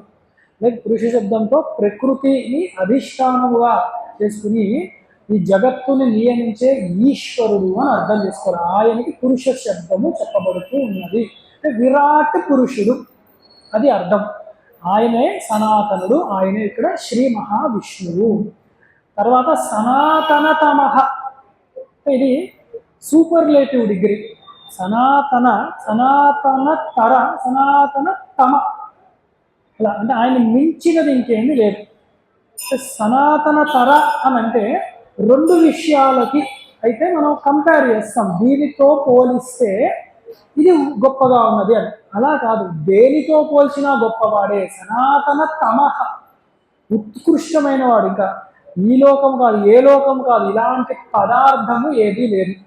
అందుకే మన దేవతలను అందరు దేవతలు ఒకటే, అన్నీ ఒకటే అని అనకూడదు. సనాతన తముడు ఆయన. పోల్చడానికి శక్యము కాని దేవతలు మన వాళ్ళు. దేవతలు అంటే మళ్ళీ అనేకములు ఉంటాయేమో. ఇక్కడ దేవతలు అని దేని అంటున్నాం? నామరూపాలను అంటున్నాం. కానీ నామరూపాలన్నీ ఒక పరమాత్మవే, ఒక శ్రీ మహావిష్ణువే. 1000 నామాలు తెలుసుకుంటున్నాం మనం, 1000 శ్రీ మహావిష్ణువులని కాదు కదా. అందుకని అది మనం బాగా గుర్తుపెట్టుకోవాలి. అందుకని సర్వకారణత్వాత్ విరించాదీనామపి సనాతనానాం అతిశయేన సనాతనత్వాత్. అంటే బ్రహ్మగారి కన్నా, బ్రహ్మగారు అనేక పనులు చేశాడు, అనేక సృష్టిల్ని చేశాడు ఆయన, అనేక విధాల సృష్టిల్ని, అనేక లోకాలు సృజించాడు. అని అట్టి బ్రహ్మగారికి కూడా కారణమైన వాడు ఉన్నాడు, ఉత్కృష్టమైన వాడు ఉన్నాడు, బ్రహ్మగారికి బ్రహ్మగారైన వాడు ఉన్నాడు. ఎవరంటే పరబ్రహ్మము శ్రీ మహావిష్ణువు సనాతన తమః. బ్రహ్మగారు కూడా కొన్ని కల్పాల కాలాన్ని సృజిస్తూ ఉంటాడు ఆయన, కానీ ఆయనకు ఒక కాల పరిమితి ఉన్నది, దాన్ని మించిపోయిన వాడు పరమాత్మ. అమ్మ యొక్క పుర్రెలని రుద్రాక్షల వలె శివుడు మాలలు కట్టుకొని ఉంటాడు. దానికి ఆది అంతము లేదు అని అర్థం. ఆది అంతము లేదంటే బ్రహ్మగారులు కూడా వెళ్ళిపోతున్నారు, కానీ ఆ సాక్షాత్ శివుడు మట్టుకు అలాగే ఎప్పుడు నిత్యుడు సనాతన తమ్ముడు అని. మనకి అభేదమే శివుడన్నా విష్ణు అన్నా. శివ శబ్దంతో సర్వసర్వ శివహస్తాను అని విశ్వసామ శివ శబ్దం కూడా ఉంది. కాబట్టి మనకు ఆ గొడవ లేదు. ఏ దేవుణ్ణన్నా ఈశ్వర భావనతోనే నమస్కారం చేసుకుంటున్నాము. కపిల తర్వాత నామం కపిల, కపిలుడు. బడబానలస్య కపిలో వర్ణ ఇది తద్రూపీ కపిల. అంటే కపి కాదు ఇక్కడ, కపిల, కపిల వర్ణము ఎరుపు రంగం, బడబానలము అన్నారు. బడబానం అంటే మండిపోతున్న అగ్ని. అసలు అది అందుకే బడబానల హనుమ స్తోత్రం ఒకటి ఉంటుంది, కొంచెం పరిచయం ఉన్నవాళ్ళు, అది కూడా గురుముఖత తెలుసుకోవాలి. అది కూడా కనబడుతుందని తెలుసుకున్నా ఒకసారి చెప్పించుకుంటే మంచిది. మన బీజాక్షరాల సంపుటికరణ ఉంటుంది దాంట్లో. అంటే ఏమిటంటే అగ్నితత్వముతో మన పాపములు, కష్టములు, పీడలు అలాంటివి ధ్వంసము చేసే స్వరూపం అది. అలాంటి వాడు ఎవరంటే అసలైన వాడు పరమాత్మయే. పరమాత్మ అగ్ని రూపంలో ఎర్రటి వర్ణములో ఉంటాడు. ఇక్కడ రెండు అర్థాలు ఉన్నాయి. ఎరుపు వర్ణము ఎప్పుడు చెప్పినా సృష్టికర్తని చెప్తూ ఉంటారు. అందుకే నారాయణుడిగా చెప్పినప్పుడు నీలవర్ణంలో చెప్తున్నారు, ఈశ్వరుని చెప్పినప్పుడు, శివుణ్ణి చెప్పినప్పుడు తెల్ల వర్ణంలో చెప్తారు. అలాగే బ్రహ్మగారికి ఎర్రవర్ణం, ఎరుపు వర్ణం. అంటే వర్ణము ఏం సూచిస్తోంది అంటే జగత్ ఉత్పత్తిని సూచిస్తూ ఉంటుంది. అంటే జగన్మాత అమ్మవారికి ఎరుపు వర్ణము అని ఎందుకు అంటున్నాము? జగన్మాత కాబట్టి సృజిస్తున్నది ప్రపంచాన్ని, కాబట్టి ఆ ఎర్రవర్ణంతో కాలానికి కారణాన్ని చెప్తూ ఉన్నారు. అది ఒకటి. రెండవది ఎరుపు వర్ణంతో పొద్దున్నే సూర్యుడే కనపడుతున్నాడు. మళ్ళీ కూడా ఎప్పుడు శుభములు, మనం అదే కదా కుంకుమ, పసుపు అన్ని శుభ వర్ణములు, అవన్నీ ఎరుపు వర్ణము. అందుకని ఆ వర్ణములే చెప్పబడుతూ ఉన్నాయి. అసలు ఆరోగ్యం చూడండి, శరీరము, మనం ఆసుపత్రికి వెళ్తే ఏం చేస్తాడు వైద్యుడు? కళ్ళని ఇలా పెట్టి చూస్తాడు ఎర్రగా ఉన్నాయా లేదా అని. అంటే ఆరోగ్యం, అది ఎరుపు అన్నది ఎప్పుడు ఆరోగ్యాన్ని సూచిస్తాయి.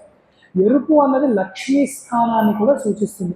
ఇందాకే అన్నాం కదా, ఆరోగ్యమే మహాభాగ్యం. అసలు ఆరోగ్యం కానీ లక్ష్మి ఉన్నట్టు, ఆరోగ్య లక్ష్మి. అందుకని ఆ ఎరుపు వర్ణములోనే పరమాత్మ మనకి అనుగ్రహాన్ని ఇస్తూ ఉంటాడు. అలాగే తర్వాతి నామం కపిహి. కం జలం రశ్మిభి పిబన్ కపిహి సూర్య. కం జలం అంటే కం శబ్దంతో జలాన్ని సూచిస్తూ ఉన్నారు. ఆ జలాన్ని స్వీకరించేవాడు అగ్నిస్వరూపుడు, సూర్యస్వరూపుడైన వాడు కపిహి అని చెప్పబడుతూ ఉన్నారు. అంటే కపి శబ్దంతో సూర్యుడికి చెప్పబడుతూ ఉన్నది, సూర్యుడే చెప్పబడుతూ ఉన్నాడు. అలాగే కపిర్వరాహోవా కపిర్వరాహ శ్రేష్ఠస్యతి వచనాత్. కపి శబ్దంతో వరాహమూర్తి కూడా చెప్పబడుతూ ఉన్నాడు. మనకి అలవాటు ఏమిటి? కపి అంటే హనుమంతులు వారే అనుకుంటాం. కపి శబ్దంతో అసలు ఆయన గురువు ఉన్నాడు. గురువు మనకి రెండు వంశములు ఉంటాయి, మీరు గమనిస్తే పితృవంశం ఒకటి ఉంటుంది, ఆ వంశానికి చెందిన వాళ్ళం, తాత, తండ్రి, మనము, ఇలా మనది అదొక వంశం. రెండో వంశం ఏది అంటే గురువంశం. ఆ గురువంశంలో గురువు గారికి శిష్యులు కుమారులతో సమానమే, ఆ వంశంలో చెందిన వాళ్ళం మనం. ఇప్పుడు కపి అన్న శబ్దం ఎవరిది? సూర్యుడికి అయి ఉన్నది. ఆ సూర్యుడి యొక్క శిష్యుడు ఎవరై ఉన్నారు? మళ్ళీ వానర శ్రేష్ఠుడైన హనుమంతులు వారు అయి ఉన్నారు. అలాగే ఆ గురువంశంలో కపి శబ్దం ఇద్దరికి వర్తించింది. అసలు కపి అన్న శబ్దం కూడా వరాహస్వామికి కూడా చెప్పబడింది. అంటే కపిర్ వరాహో కపిహి అన్న నామాలు కూడా చూసాం మనం. ఎందుకంటే వరాహమూర్తి, ఉద్ధరించేవాడు ఆయన కూడా శ్రేష్ఠత్వాన్ని చెప్పబడుతూ ఉన్నది. తర్వాత అవ్యయుడు ఆయన. ప్రళయే అస్మిన్నపియంతి జగంతీతి అవ్యయ. ప్రళయకాలంలో సర్వ జగత్తుని ఆయన లయము చేసుకుంటాడు, కానీ ఆయన అలాగే ఉంటాడు, చెక్కు చెదరకుండా ఉంటాడు ఈశ్వరుడు. కాబట్టి ఆయన అవ్యయుడు, ఆయన కొంచెం కూడా పోలేదు. ఇప్పుడు ఒక సముద్రం ఉన్నది, ఒకనొక సమయంలో సముద్రంలో ఒక వేల కొలది అలలు వచ్చాయి. తర్వాత అలలన్నీ సముద్రంలో మళ్ళీ లయమైపోయాయి. సముద్ర దృష్ట్యా దానిలో ఎప్పుడు మార్పు లోనవ్వలేదు. మన దృష్ట్యా సముద్రంలో అల వచ్చింది, అల ఇటు నుంచి అటు ప్రయాణం చేసింది, అల వెళ్ళిపోయింది. అసలు సముద్రం ఎప్పుడు ఎక్కడ ఉందో అలాగే ఉన్నది, అంత గంభీరంగానే ఉన్నది.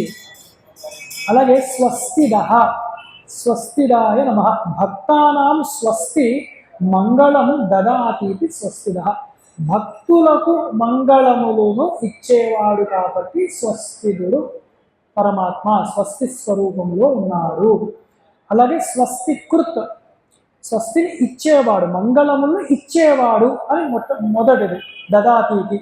తర్వాత స్వస్తికృత్ తదేవ కరోతీతి స్వస్తికృత్, మంగళములను ఇవ్వాలి అంటే ఏదో ఒక మంచి కార్యము చేయాలి కదా, ఆ అవకాశాన్ని కూడా ఆయన ఇస్తాడు, మంచిని చేస్తాడు. మంచిని ఇవ్వడమే కాదు, అది నిలబెడతాడు కూడా పరమాత్మ. ఎందుకు అంటే స్వస్తి మంగళం స్వరూపమాత్మీయం పరమానంద లక్షణం స్వస్తి. అసలు మంగళ స్వరూపముగా ఉన్నదే పరమాత్మ. మంగళ స్వరూపముగా ఉన్నవాడే కాబట్టి మంగళాన్ని ఇవ్వగలడు, ఇచ్చింది నిలబెట్టగలడు కూడా. అంటే మంగళ స్వరూపములో పరమాత్మయే మన దగ్గర ఉంటున్నాడు. అంటే సర్వమంగళ అమ్మవారి పేరు కూడా. అలాగే స్వస్తి భుక్ తదేవ భుక్తే ఇది భక్తానాం మంగళం స్వస్తి భునక్తీతి వా స్వస్తి భుక్. ఆ మంగళములు కొందరికి ఇళ్లలో మంగళములు జరుగుతాయి. ఏదో ఒక శుభకార్యం, ఒక మంచి ఇల్లు కట్టుకున్నారు అనుకున్నారు, ఒక ఉద్యోగం వచ్చింది, ఏదో ఒక వివాహాది ఉపనయనాది కార్యక్రమాలు జరిగాయి. కానీ అంతా జరుగుతున్న ఆ బంధుజనాల్లోనో ఇతర వర్గాల్లోనో ఎవరో ఒకడు ఎప్పుడు ఏడుస్తూ ఉంటాడు, ఇది జరగలేదు, అది జరగలేదు, నన్ను పిలవలేదు, నన్ను పలకరించలేదు, లేకపోతే బూరెలో నెయ్యి వేయలేదు, పప్పులో ఉప్పు తక్కువైంది. ఇలా ఎందుకుంటారు అంటే ఇంత మంగళము జరుగుతున్న వాడి యందు భగవంతుడి యొక్క స్వరూపము కానీ భాష మాత్రం కూడా లేదు, భగవంతుడి అనుగ్రహం లేదు. అందరూ బాగున్నారు, వాడు పాపం ఏడుస్తూ ఉంటాడు. ఎందుకు అంటే వాడికి ఆ భగవద్ అనుగ్రహం లేదు. ఆ మంగళములు జరుగుతున్నా ఆ మంగళాన్ని అనుభవించే యోగ్యత, గుర్తించే యోగ్యత ఉంది అంటే స్వస్తి భుక్. ఆ యోగ్యత ఆ జీవుడికి పరమాత్మయ్య లోపల కూర్చొని ఆనంద రూపంలో తానే అనుభవిస్తూ ఉన్నాడు. అందుకు అవకాశము అనుకూల్యత చాలా ముఖ్యం ఎప్పుడు కూడా. స్వస్తి దక్షిణ, కొన్ని ఈయనే కదండి ఇప్పుడు చాలామంది ఇస్తున్నాం, బియ్యం బస్తాలు ఇవ్వడము, డబ్బులు ఇవ్వడం, ఇలా చెప్పేసి మా దేవుడు గొప్పవాడు, మా నిజ దేవుడు ఏదో చెప్పుకుంటూ పోతారు.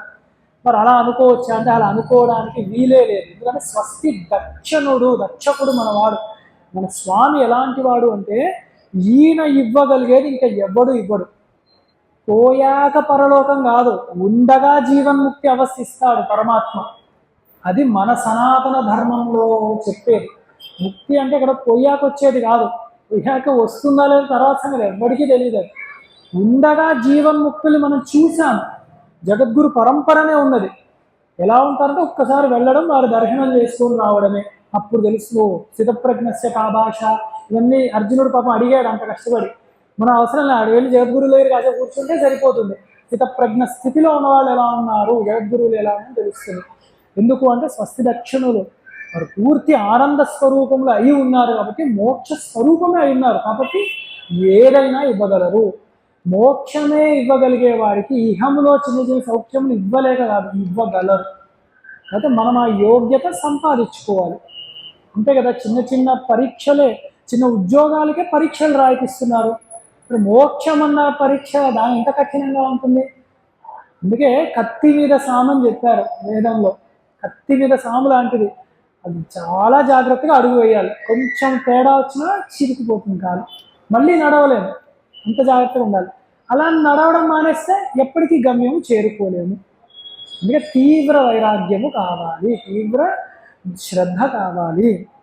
స్వస్తి రూపేణ దక్షతే వర్ధతే స్వస్తి దాతుం విధాతుం సమర్థ ఇతివా. అంటే స్వస్తి సర్వమంగళములను ఇహము పరములలో కూడా కర్మ చేస్తున్నామా ఆ వాటి యొక్క ఫలాన్ని ఇస్తాడు పరమాత్మ. భక్తి మార్గంలో ఉన్నవా కర్మ యోగముగా మారుస్తాడు ఈశ్వరార్పణ బుద్ధిగా చేస్తే కర్మలు. లేదు మోక్షమే కావాలా, ఖచ్చితంగా జ్ఞానాన్ని ఇవ్వగలడు ఆ పరమాత్మ. అందులో స్వస్తి దక్షిణుడు ఏ విధంగా మంగళాలు ఇవ్వాలో ఆ విధంగా, లేదా అన్ని విధాలుగా మంగళములు ఇవ్వగలిగేవాడు శ్రీ మహావిష్ణువు. అందుకే స్మృతే సకల కళ్యాణ భాజనం ఎత్ర జాయతే పురుషస్థమజం నిత్యం వ్రజామి శరణం హరిం అని శ్రవణ మార్గంలో ఉన్న వాళ్ళు, వేదాంతం చదువుకున్న వాళ్ళకి ఇది చెప్పిస్తూ ఉంటారు. ఎవరి నామములు చదవడంతో గుర్తుపెట్టుకోవడం కాదు, అర్థం తెలుసుకోవడం కాదు, స్మృతే ఒక్కసారి జ్ఞాపకం వస్తే చాలుట సర్వ మంగళములు వారి యందు భాషిస్తాయి. అలాంటి వారు పరమాత్మ, అలాంటి వాడు ఈశ్వరుడు. అలాగే తర్వాతి నామములు అరౌద్ర కుండలి చక్రీ విక్రమ్యూర్జిత శాసన శబ్దాతిగ శబ్దసహ శిశిర సర్వరీకర అని అరౌద్రుడు. రుద్రో బహుశిరా బభ్రుహు అని దీంట్లోనే ఉన్నాయి రుద్ర శబ్దంతో, కానీ ఇక్కడ వ్యతిరేకం. అక్కడ రుద్ర శబ్దంతో రుద్రుడే అని చెప్పారు, ఇక్కడ అలా కాదు, అరౌద్రుడు. రౌద్రత్వము లేదు. ఏమిటా రౌద్రత్వము? దేన్ని రౌద్రత్వం అనుకోవాలి అంటే జగద్గురు ఆదిశంకరాచార్యులు వారు చెప్పారు, కర్మ రౌద్రం అంటే కర్మ లంపటలలో ఇరుక్కుపోయి భారముగా కష్టపడిపోయి ఉండే అలాంటి స్థితి, అలాంటిది రౌద్రం. రాగశ్చ రౌద్ర, రాగము కోరికలు, ఎప్పుడు ఏదో కోరిక, తీరని కోరిక, ఒకటి పోతే ఒకటి, ఒకటి పోతే ఒకటి, అలా కోరికలు ఇంకా సాగుతూనే ఉంటాయి కొందరికి. అలాంటి కోరికలలో లంపటంలో ఇరుక్కుపోవడం అదొక రౌద్రం. రౌద్రం అంటే రోదనాథ ఇది, అంటే బాధించేది అని. ఎప్పుడు కోరికలు ఉంటే బాధనే కదా అది. అలాగే కోపశ్చ రౌద్రం, కోపము, ఎప్పుడు ఆ కోరిక తీరలేదని కోపములు. అంటే ఈ మూడు సీక్వెన్స్ చూడాలి. ఇప్పుడు మనం ఏదో పని చేస్తాడు, పని చేసి ఆగట్లే, కామనలు, దాని ఫలము నేను అనుకున్న విధముగా రావాలి అని అనుకుంటాడు. చేయాలనుకున్న పని వీడు చెయ్యలేకపోతే అరే అనుకున్నట్టు చేయలేదని బాధ. చెయ్యాలనుకున్న పని దేనికో గురించి చేస్తున్నాడు, దాని యొక్క ఫలము వీడికి రాలేదు, ఫలము రాలేదని బాధ. మరి ఫలము రాలేదని బాధతోనే ఉన్నాడంటే కోపం. ఇప్పుడు ఆ పని చెప్పిన వాడి మీద, ఆ పద్ధతి మీద ఇవన్నీ కోపం తెచ్చుకుంటాడు. అందుకని ఇవన్నీ బాధ హేతువులు అవుతూ ఉన్నాయి. ఇలా లేకుండా చేసేవాడు ఎందుకు? సనాతనుడు శాస్త్ర సాంప్రదాయబద్ధముగా ఉన్నవాడు ఈశ్వరుడు కాబట్టి మన ఈశ్వరుడు వాళ్ళ ఈశ్వరుడు అని కాదు, మనకు అర్థమైన ఈశ్వరుడు అక్కడ చెప్పేది. మన దేవుడు వాళ్ళ దేవుడు మీరు ఉన్నది ఒకటే ఈశ్వరుడు. అంటే ఇప్పుడు అంటే ఈ ప్రకృతంలో ఇక్కడ చెప్పబడే ఈ గుణాలు కలిగిన ఈశ్వరుడు, ఈ గుణాల్లో తెలుసుకుంటున్న ఈశ్వరుడు అని. కానీ ఈ ఈశ్వరుణ్ణి మనం ఎలా తెలుసుకుంటామో అలా తెలుసుకోగా అరౌద్రము, ఈ బాధలు మనకి లేకుండా చూసుకుంటాడు. అంటే కర్మణ్యేవాధికారస్తే మా ఫలేషు కదాచన. అసలు ఇవే అవి రెండు అనుసంధానం చేసుకుంటూ చక్కగా చదువుకోవచ్చు. యస్య రౌద్రత్రయం నాస్తి అవాప్త సర్వకామత్వేన రాగద్వేషాదేహే రథావాత్ అరౌద్ర. ఎక్కడైతే ఏ ఈశ్వరుడు పాదములను, ఏ శ్రీ మహావిష్ణువుని పాదములు పట్టుకుంటామో ఇంకా మనకి ఏదో కర్మలు ఇంకా చేయాలి, ఏవో కోరికలు ఇంకా చేయాలి, ఏవో ఎవరి మీదో రాగద్వేషాలు ఉన్నాయి అన్న అజ్ఞానము నశిస్తుంది. ఈ మూడే కామయేష క్రోధయేష రజోగుణ సముద్భవ అని చెప్పారు. ఇంకా ఒక చోట ఈ మూడు కూడా నరకానికి ద్వారం అని చెప్పారు గీతలో. నరకము అంటే అజ్ఞానమే, అవిద్యనే. ఈ మూడిటిని జయించాము అంటే జ్ఞాన మార్గంలో ఉన్నాము, జ్ఞానము లభిస్తుంది అని తెలుసుకోవాలి. అంటే ఎప్పుడు కూడా కామక్రోధములకు ఎప్పుడు దూరముగా ఉండాలి అంటే పరమాత్మకు దగ్గరగా ఉండాలి, పదార్థ రూపానికి కాదు, పరమాత్మ రూపానికి దగ్గర ఉండాలి. అలాగే కుండలి, తర్వాత కుండలి స్వరూపంలో పరమాత్మయే ఉన్నాడు. కుండలిని నమః. శేషస్వరూప భాక్ కుండలి సహస్రాంశు మండల ఉపమ కుండల ధారణాద్వా. ఆదశేషువు రూపంలో కుండలిని స్వరూపంలో చుట్టుకొని ఉన్నవాడు పరమాత్మ. అలాగే కుండలి అంటే కూడా ఇక్కడ సముద్రములో మకర స్వరూపం, అంటే మకరము అంటే మొసలి స్వరూపంలో ఉన్నది కూడా పరమాత్మయే. చూడండి, సముద్ర జీవియే అది మొసలి. ఇది పరమాత్మ కూడా భగవద్గీతలో చెప్తాడు, మకరమును నేను అని. చాలా విచిత్రం చూడండి, అది సముద్ర జీవి అంటే చేపలు అవన్నీ ఒక రకంగా ఉంటాయి, కానీ ఇది మటుకు చాలా భిన్నంగా ఉంటుంది ముసలి. అది అంటే అది ఇక్కడ నేను చెప్పొచ్చేది ఏమిటి అంటే అది చాలా స్పెషల్గా ఉంటుంది.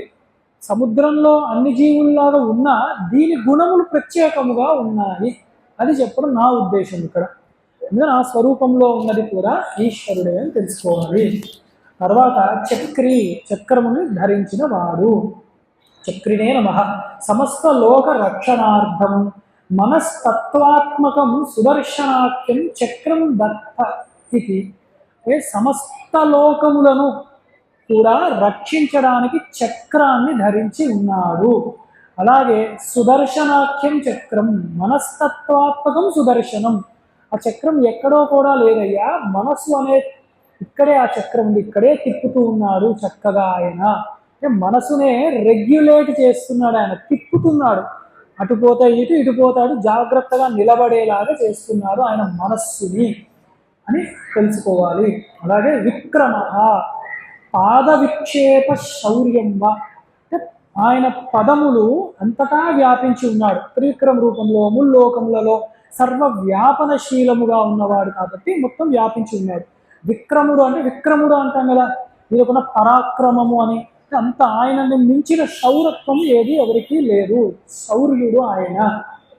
ఊర్జిత శాసన, ఇది చాలా ముఖ్యమైనది, చాలా జాగ్రత్తగా తెలుసుకోవాల్సిన నామం. ఊర్జిత శాసన అంటే ఆయన్ని మించిన శాసనము ఏదీ లేదు. అసలు ఏమిటి ఆయన చెప్పిన మాటలు? వేదమే, శృతే, స్మృతే, అవి ప్రమాణములై ఉన్నాయి. దీనికి జగద్గురువులు ఇచ్చిన భాష్యం చదువుతాను, ఎంత గొప్పగా ఉందో చూడండి. శృతి స్మృతి లక్షణం ఊర్జితం శాసనం అస్యేతి. మనకి శాసనము ఏం చెప్తున్నది, దేన్ని ధిక్కరించకూడదంటే శృతి స్మృతులు. శృతులు అంటే వేదములే. వేదములలో చెప్పబడినవే స్మృతుల రూపములో ఋషులు దర్శించి మనకి ఇచ్చారు. పురాణములు ఇంకా అది ఉపలక్షక న్యాయం. శృతి స్మృతి పురాణానాం ఆలయం కరుణాలయం. ఇక్కడ ఏదో ఇన్స్టిట్యూట్స్ ఉంటాయి, ఇక్కడిక్కడ స్వయం ప్రకట గురువులు. ఇంకా చెప్పాలంటే ఎవరికి వాళ్ళ గురువులు అనుకునే మూర్ఖులు ఉంటారు కొందరు. చాలా విచిత్రం. పాపం వాళ్ళు అనుకోవడం కాదు, ఎవరో వచ్చి వాడి గురువు అన్నాడు కాబట్టి వాడికి వీడు శిష్యుడు అవుతాడు, వీడికి వాడు శిష్యుడు అవుతాడు. అది అక్కడ జరిగేది. అలాంటి వాళ్ళు ఏం చేస్తారు, వేదంలోనో శాస్త్రంలోనో మొట్టమొదట వీళ్ళు చదువుకోరు. అనేక కారణాలు, తెలుసుకునే ప్రయత్నం చెయ్యరు. ఎందుకు? అహంకారం.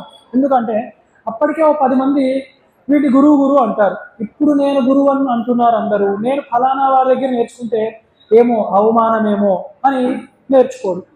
అభ్యాసము నిరంతరము చేసుకోవాలి. వేదో నిత్యం అధీయతామని చెప్పారు జగద్గురువులు. పఠనము స్మరణ చేస్తూనే ఉండాలి. అలాంటిది చదువు మానేయగా భ్రాంతి ఏర్పడుతుంది. భ్రాంతిలో ఉన్నవాడు నోటికొచ్చింది చెప్తూ ఉంటాడు. ఎవడైనా శాస్త్రానికి సంబంధించిన ప్రశ్న అడిగితే అప్పుడు వీడు ఏం సమాధానం చెప్తాడు? తెలియని వాడు అది పక్కన పెట్టేసేయండి, అది ఎందుకు మనకి, మన దేవుడు మన గురువులు ఉన్నారు, నేను చెప్పినట్టు చేసేయండి, నేనే పెద్ద గురువు, ఈ పెద్ద గురువు చెప్పిందే మీరు వినేయండి అని ఇలాంటివి చెప్తాడు.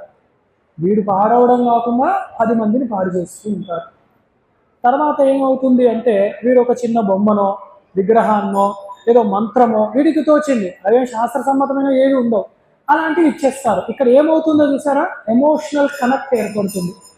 ఇది తెచ్చి పెట్టుకున్నాము, ఇప్పుడు దీన్ని పారేయలేము, తీసేయలేము, ఏం చేయాలో తెలియదు.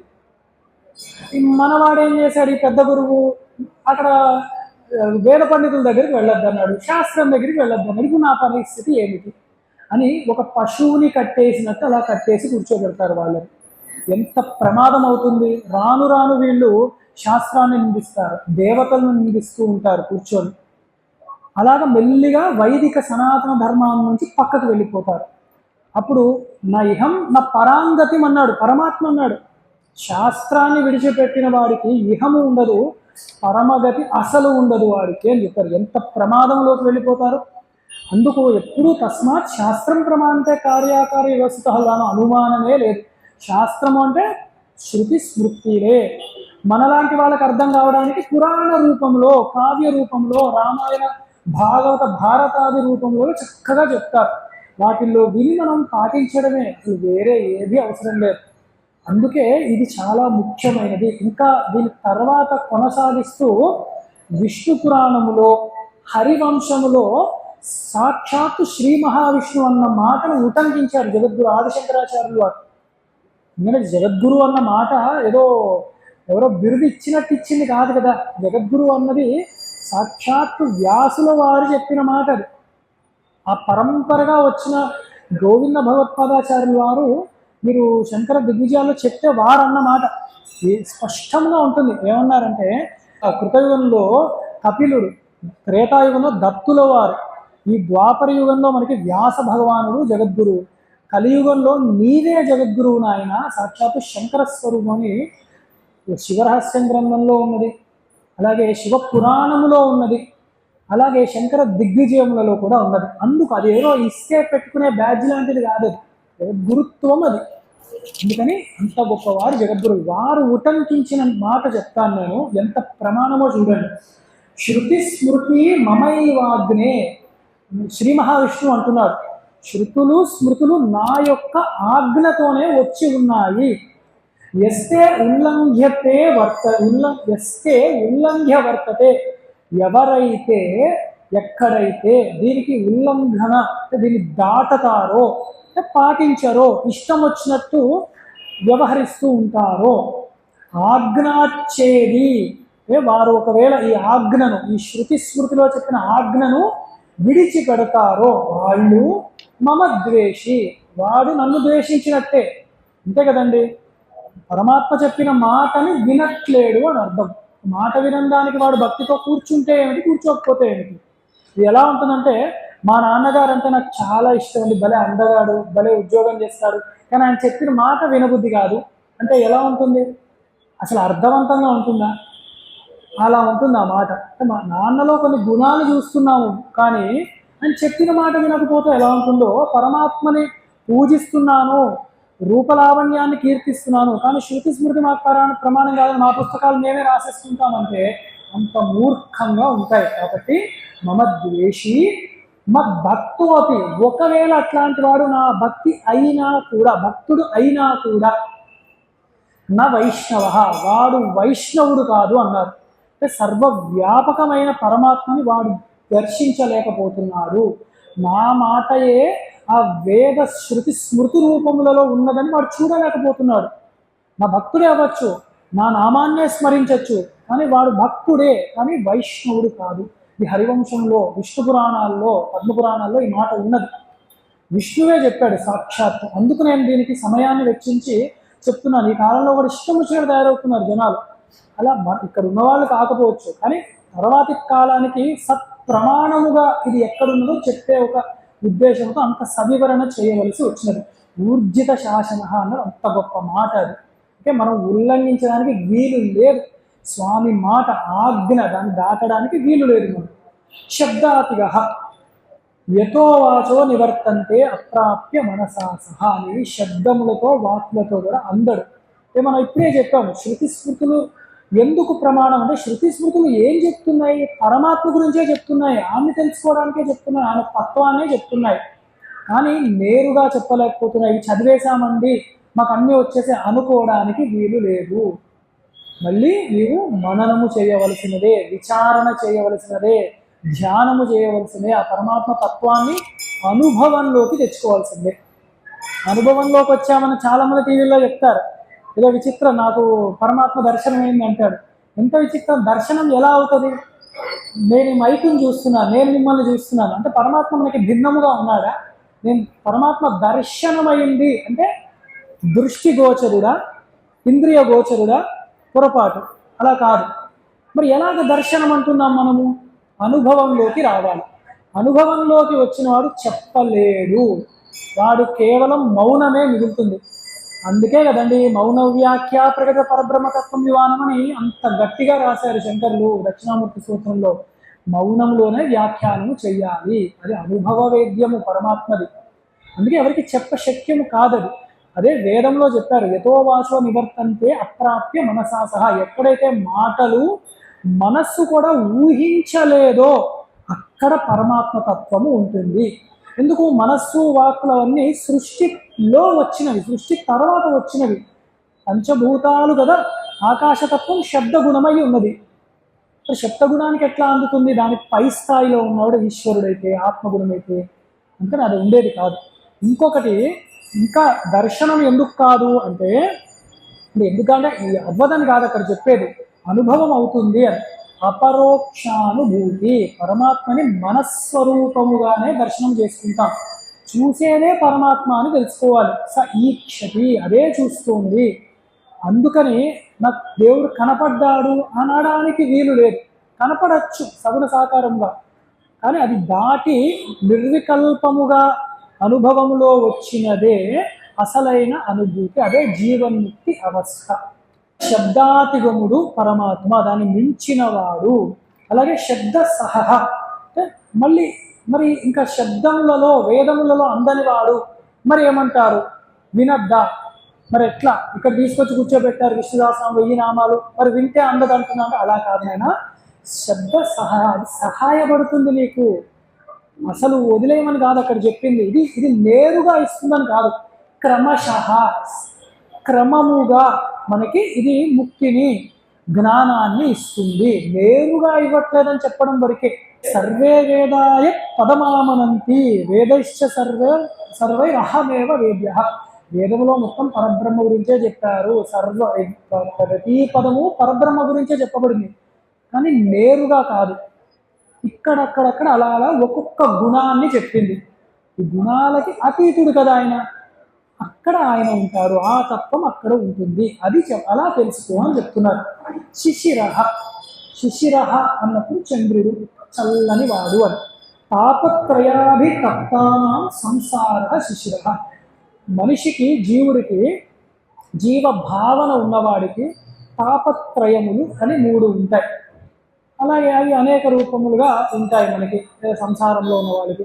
అవన్నిటి నుండి కూడా ఆ కష్టముల నుండి దాటి వేసేవాడు కాబట్టి పరమాత్మ శిశిరుడు, అంటే చల్లగా ఉంటాడు భక్తుల పట్ల పరమాత్మ. సంసారం యొక్క తాకిడి వేడికి సాధకుడు బలైవ్వకుండా ఉంటాడు కనీసం. శర్వరీవ తర్వాత శర్వరీకరః, సంసారిణాం ఆత్మా శర్వరీవ జ్ఞానినాం పునః సంసారః శర్వరీ. సంసారము ఇందాకే చెప్పాం కదా, సంసారం యొక్క తాకిడి ఆయనకి ఆ భక్తులకు సాధకులకు తాకకుండా చూసుకుంటాడు కాబట్టి సంసారములో ఆయన ఉన్నాడు. సంసారము పూర్తిగా ఆయన హరింపజేస్తూ ఉంటాడు భక్తులకు సాధకులకు. అదే యానిషా సర్వభూతానాం అని కూడా మనం చూస్తాం ఆ గీతలో. జ్ఞాని ఎలా ఉంటాడంటే, భూతములన్నీ లేచి ఉన్నప్పుడు ఆయన పడుకొని ఉంటాడు. అంటే అజ్ఞానములో భూతములు ఉంటారు, సర్వ జగత్తు, అక్కడ ఆయన విశ్రాంతితో ఉంటాడు. సర్వ జగత్తు జ్ఞానావస్థలో నిద్రపోతూ ఉంటారు. ఆ స్థిత ప్రజ్ఞను అక్కడ లేచి చక్కటి శుద్ధ చైతన్యంతో ప్రకాశిస్తూ ఉంటాడు. అదే మాట ఇక్కడ కూడా చెప్తున్నారు, సర్వరీకరః. ఆ స్థితిని ఇస్తాడు భక్తులకు ఈశ్వరుడు అని. తర్వాతది అక్రూరః కేశలో దక్షో దక్షిణ క్షమినాంబరః విద్వత్తమో వీతభయః పుణ్యశ్రవణ కీర్తనః. అక్రూరః అంటే క్రూరము కానివాడు. క్రౌర్యం నామ మనోధర్మ. క్రౌర్యము అంటే మనస్సు యొక్క ధర్మములే, కోరికలు, సంకల్ప వికల్ప సంఘాతము, అదే క్రూరమైనది. అన్ని అనర్థాలకు కారణం కూడా మనస్సు యొక్క ప్రభావమే. ప్రకోపజ, అదే ఉద్రేకాన్ని కలిగిస్తూ ఉంటుంది. అందుకే ఆ యొక్క కోపాలను తాపాలను తీసివేస్తాడు కాబట్టి అక్రూరుడు పరమాత్మ. తర్వాత పేషలః, పేషలాయ నమః. కర్మణ మనసా వాచా వపుషా చ శోభనత్వ పేషు. చాలా గొప్పవాడు, అందమైన వాడు, నిర్మలమైన వాడు, శుద్ధమైన వాడు. ఎలా అంటే కర్మణ ఆయన చేష్టితములు, మనస ఆయన మనస్సు ఆలోచనలు, వాచ ఆయన వాక్కు, వపుష ఆయన శరీరము అంగములు కూడా శోభనమైనవి, దివ్యమైనవి, మంగళమైనవి. అవి తలుచుకుంటే మనకు కూడా అవే వస్తాయి. అందుకే ఆ సగుణ సాకార రూపాన్నే ధ్యానము చేస్తూ ఉంటాము, తలుచుకుంటూ ఉంటాము. దక్ష, మళ్ళీ ప్రవృద్ధ శక్త శీఘ్రకారీ చ దక్ష. ఎప్పుడూ కూడా మన యొక్క సాధనను, మన యొక్క ఐశ్వర్యాన్ని వృద్ధి చేస్తూ ఉంటాడు పరమాత్మ. మనము గమనించకపోయినా నా జపము పండుతోందా లేదా నా యొక్క సాధన పండుతోందా అని మనం అనుకోక్కర్లే. అయ్యో ఇవాళ లెక్క రాసుకోలేదు, 1000 చేశాను అని మనం అనుకోక్కర్లే. ఆయన రాసుకుంటాడు లెక్క. ముందు ఆయన వృద్ధి చేస్తూ ఉంటాడు మన యొక్క సాధనము. తర్వాత దక్షిణ, దక్షతే గచ్చతి హినస్పీతి వా దక్షిణ. అంటే ఒకవేళ మనకి ఏదైనా కష్టము కనుక సంభవిస్తే ఆయన యొక్క సామర్థ్యంతో ఆ కష్టాన్ని పక్కకి నెట్టి వేస్తాడు, అనుకూలత ఇస్తాడు అని పరమాత్మ. ఇందాకే చెప్పాం కదా, పరమాత్మ అనుగ్రహం మన ఎందుకు ఉంది అంటే ఒకటే, అనుకూలత పెరుగుతుంది సాధనకి. ఇది వరకు 10 నిమిషాలు కూర్చున్నా ఒక పావు గంటన్నా కూర్చోగలము, ఆ శబ్దాలు ఇవో లేకుండా. అది ఉన్నా కూడా చక్కగా కూర్చొని పూజ చేసుకోగలుగుతున్నాము, అది గొప్ప విషయం. అందుకే దక్షత రూపంలో ఆయనే ఉన్నాడు. క్షమిణాంబర క్షమావతాం యోగినాం చ పృథివ్యాదీనాం భారధారణాం చ శ్రేష్టమితి. యోగుల యొక్క క్షేమాన్ని చూసుకునేవాడు. క్షేమం అంటే మీరు చూడండి, యోగము క్షేమము రెండు ఉంటాయి. యోగక్షేమం మహామ్యహం విన్నారు కదా ఈ మాట. ఈశ్వరుణ్ణి ఆశ్రయించినాడు, యోగక్షేమం మహామ్యహం అన్నాడు ఆయన. యోగము అంటే లేనిది రావడము, అంటే ఇందాక చెప్పిన ఆనుకూల్యత, సిద్ధి, ఇహములో సౌభాగ్యము, ఇవన్నీ వస్తాయి పరమాత్మని ఆశ్రయించిన వాడికి. అది ఉండాలి కదా కాస్త. క్షేమము అంటే వచ్చిన దాన్ని నిలపడము, క్షేమకరుడు. అది క్షేమంగా వెళ్ళి లాభంగా రండి అంటే అసలు ఉన్నది కోల్పోకుండా వెళ్ళండి. మొట్టమొదట మీరు ఏవేవి సామాన్లు తీసుకున్నారో అవి కనీసం పోకుండా ఉండాలి, లాభంగా రండి, అది అభివృద్ధి చెంది రండి, అది అక్కడ అర్థం. మనకి పెద్దవాళ్ళు కూడా అట్లా యోగక్షేమ మహామ్యం అలవాటు చేశారు, మనకి వాడేస్తాం కాకపోతే. అలాగే భూమిని కూడా చక్కగా అలా ధరిస్తూ ఉంటాడు కాబట్టి క్షేమకరుడు ఆయన. క్షమినాం వరహ విద్వత్తమ, విద్వత్తముడు ఆయన. నిరస్తాతిశయం జ్ఞానం సర్వదా సర్వగోచరం అస్యాపి నేతరేషాం ఇది విద్వత్తమ. తెలుసుకుంటూ ఉన్న కొలది ఇంకా తెలుసుకునేది ఉన్నది పరబ్రహ్మతత్వం అని తెలుస్తుంది. అందుకనే విద్వత్తముడు ఆయన. అందుకే మొట్టమొదట ఎవరిని అంటే పరమాత్మ అండి నమస్కారం అంటాడు. అసలంటూ ఒక రామాయణమో భారత భాగవతమో ఏ భగవద్గీత తెలుసుకున్నాక అమ్మ బాబా ఇంత ఉందా అనుకుంటాం. ఇంకా 4-5 వ్యాఖ్యానాలు తెలుసుకున్నాక ఇంకా ఉన్నదా అని తెలుసుకుంటూ ఉంటాం. అయ్యో ఇలా తెలుసుకునేదే కాదయ్యా, మననము చేసినప్పుడు అప్పుడు ఇంకా దాని యొక్క రసము, ఆనంద భాష తెలుస్తూ ఉంటుంది, ఆనంద రసం అనుభవంలోకి వస్తూ ఉంటుంది అని తెలుసుకుంటాం. కాబట్టి విద్వత్తముడు ఆయన, తెలుసుకుంటున్న కొద్ది ఇంకా తెలుస్తూనే ఉంటుంది అని. అలాగే పుణ్యశ్రవణ కీర్తన. మరి ఎలా తెలుసుకోవాలి అంటే పుణ్యశ్రవణ కీర్తన, చక్కగా పుణ్యకరం శ్రవణం కీర్తనం చేసేది. చక్కగా గురువుల దగ్గర ఇలా ప్రవచనం చెప్పే వాళ్ళ దగ్గర హాయిగా వినండి పుణ్యశ్రవణ కీర్తన. ఇలా వింటూ ఉంటే చాలు. చూసారు ఇక్కడ స్మరణ అని ఇదివరకు అన్నారు, అలాగే జపం అని ఒక చోట అన్నారు, ఇప్పుడు అలా కూడా కాదు, అసలు వినండి అయ్యా చాలు అంటున్నారు. వినడం వల్లనే ఇక్కడ పైన చెప్పబడిన మంగళములు, స్వస్తులు అవన్నీ మన యందు వస్తాయి, సర్వ శుభములు వస్తాయి, ధ్యానం నిలబడుతుంది, ఆనుకూల్యత నిలబడుతుంది అంటున్నారు. యా ఇదం శృణ్యానిత్యం విశ్వామి పరికీర్తేత్ న శుభం ప్రార్థన కించిత్ మనం చూస్తాం తర్వాత. ఇక్కడే చెప్పారు ఇది ఎవరైతే వింటారో వినడంతోనే వస్తుంది. చదవడం ఇంకా దాని ఉత్కృష్టమైన ఫలం, మననం దానికన్నా పైన తరం, నిధిధ్యాసం ఇంకా గొప్పది అని అర్థం చేసుకోవాలి మనం. అలాగే ఇంకొకటి ఇవాళ నామములు చూసి మెల్లిగా ఇవాళకి ముగిద్దాం, రేపు ఇంకొంచెం వివరణగా చెప్తున్నాను. ఉత్తారణో దుష్కృతి పుణ్యో దుస్వప్న నాశన వీర రక్షణ సంతో జీవన పర్యవస్థిత. ఇక్కడ ఇది కూడా విన్నప్పుడు అర్థమవుతుంది ఏమిటి అంటే, ఎవరికైనా దుస్వప్నాలు ఉన్నా, భయము ఉన్నా, దడ అలాగా తెలియని దిగాలు ఉన్నా కూడా, తెలియకుండా ఎవరికో పీడకలు వస్తాయి, ఎందుకో తెలియ లేచిన వెంటనే దిగులు వచ్చేస్తుంది. మధ్యాహ్నానికి తెలుస్తుంది అయ్యో ఇది నా ప్రభావం కాదు, ఏదో పిచ్చి కళ వచ్చింది అందుకని అయ్యింది అని, అప్పుడు ఆ దిగులు పోతుంది. అలాగున్న చిన్నపిల్లలకి రక్షణ కావాలన్నా ఈ పంక్తి వాళ్ళతో చదివిపిస్తే చక్కగా వారికి ఉత్తమముగా ఉంటుంది, ఉత్తమ ఫలితాలు ఉంటాయి. ఉత్తారణ, అది ప్రారంభమే ఉత్తారణ. సంసార సాగరాదుత్తరతయతి ఉత్తర తరతీతి. సంసార సాగరముల్లో పడకుండా చక్కగా పైకి తీసుకొచ్చేవాడు కాబట్టి ఉత్తారణుడు ఆయన. దుష్కృతి తర్వాత దుష్కృతి పాప సంహితా హంతి. దుష్కృతి ఇది విసర్గలు కాదు. ఏదైనా పాపములు మనలో ఉండిపోతే మనకు తెలియదు, పాపం అన్నది మనల్ని పట్టుకొని ఉంటాయి లోపల, ఆ జీవుడిని, ఆ జీవ భావాన్ని మన కళ్ళకు కనపడవు. అందుకని ఆ పాపములే మన సాధనకో వివిధ రూపములలో ఏదో చికాకులుగానో గొడవలుగానో ఏదో అంటే ఇది జాగృత అవస్థలో. స్వప్నావస్థలు ఎలా ఉంటాయి? పీడకలలు రావడము, భయము, దడుపు రావడం అలాంటివి వస్తుంటాయి. పాపమే అది కూడా, అలా అనుభవిస్తున్నాం మనం. అలాంటివన్నీ కూడా పాపముల్ని తీసివేస్తాడు దుష్కృతి ఆయన. అవన్నీ తీసివేసేవాడు. తీసివేసి అలా ఉంచుతాడా అంటే కాదయ్యా, పుణ్యాన్ని ఇస్తాడు. దుష్కృతి పుణ్య స్మరణాది కుర్వతాం సర్వేషాం పుణ్యం కరోతి. ఒక్కసారి హరిహరి, నారాయణ, శివ శివ, జగన్మాత అలా స్మరిస్తే చాలుట, ఆ పుణ్యాన్ని ఇచ్చేస్తూ ఉంటాడు ఆయన. చూసారా, ఆయన ఉన్నదే సంసారం నుండి పైకి తీసుకువెళ్దామని. పాపములు ఉంటే మనం అడక్కపోయినా పాపములు తీస్తాడు, స్మరించడంతో పుణ్యాన్ని నింపుతూ ఉంటాడు ఆయన. అలాంటి వాడు పరమాత్మ. శృతి స్మృతి లక్షణయ వాచ పుణ్యమాచష్ట ఇది. ఈ పుణ్యం ఎలా వస్తుందంటే శృతి స్మృతి పురాణములలో ఇచ్చారు ఎలా స్మరించాలి. ఆ రూపంలో పరమాత్మయే ఉన్నాడు కాబట్టి మనకి పుణ్యం వస్తుంది. అలాంటి ఫలితమే కుస్వప్న నాశన. భావినో అనర్ధస్య సూచకాన్ దుస్వప్నాన్ నాశయన్ నాశయతి ధ్యాతః స్తుతిః కీర్తిత పూజతిశ్చేతి.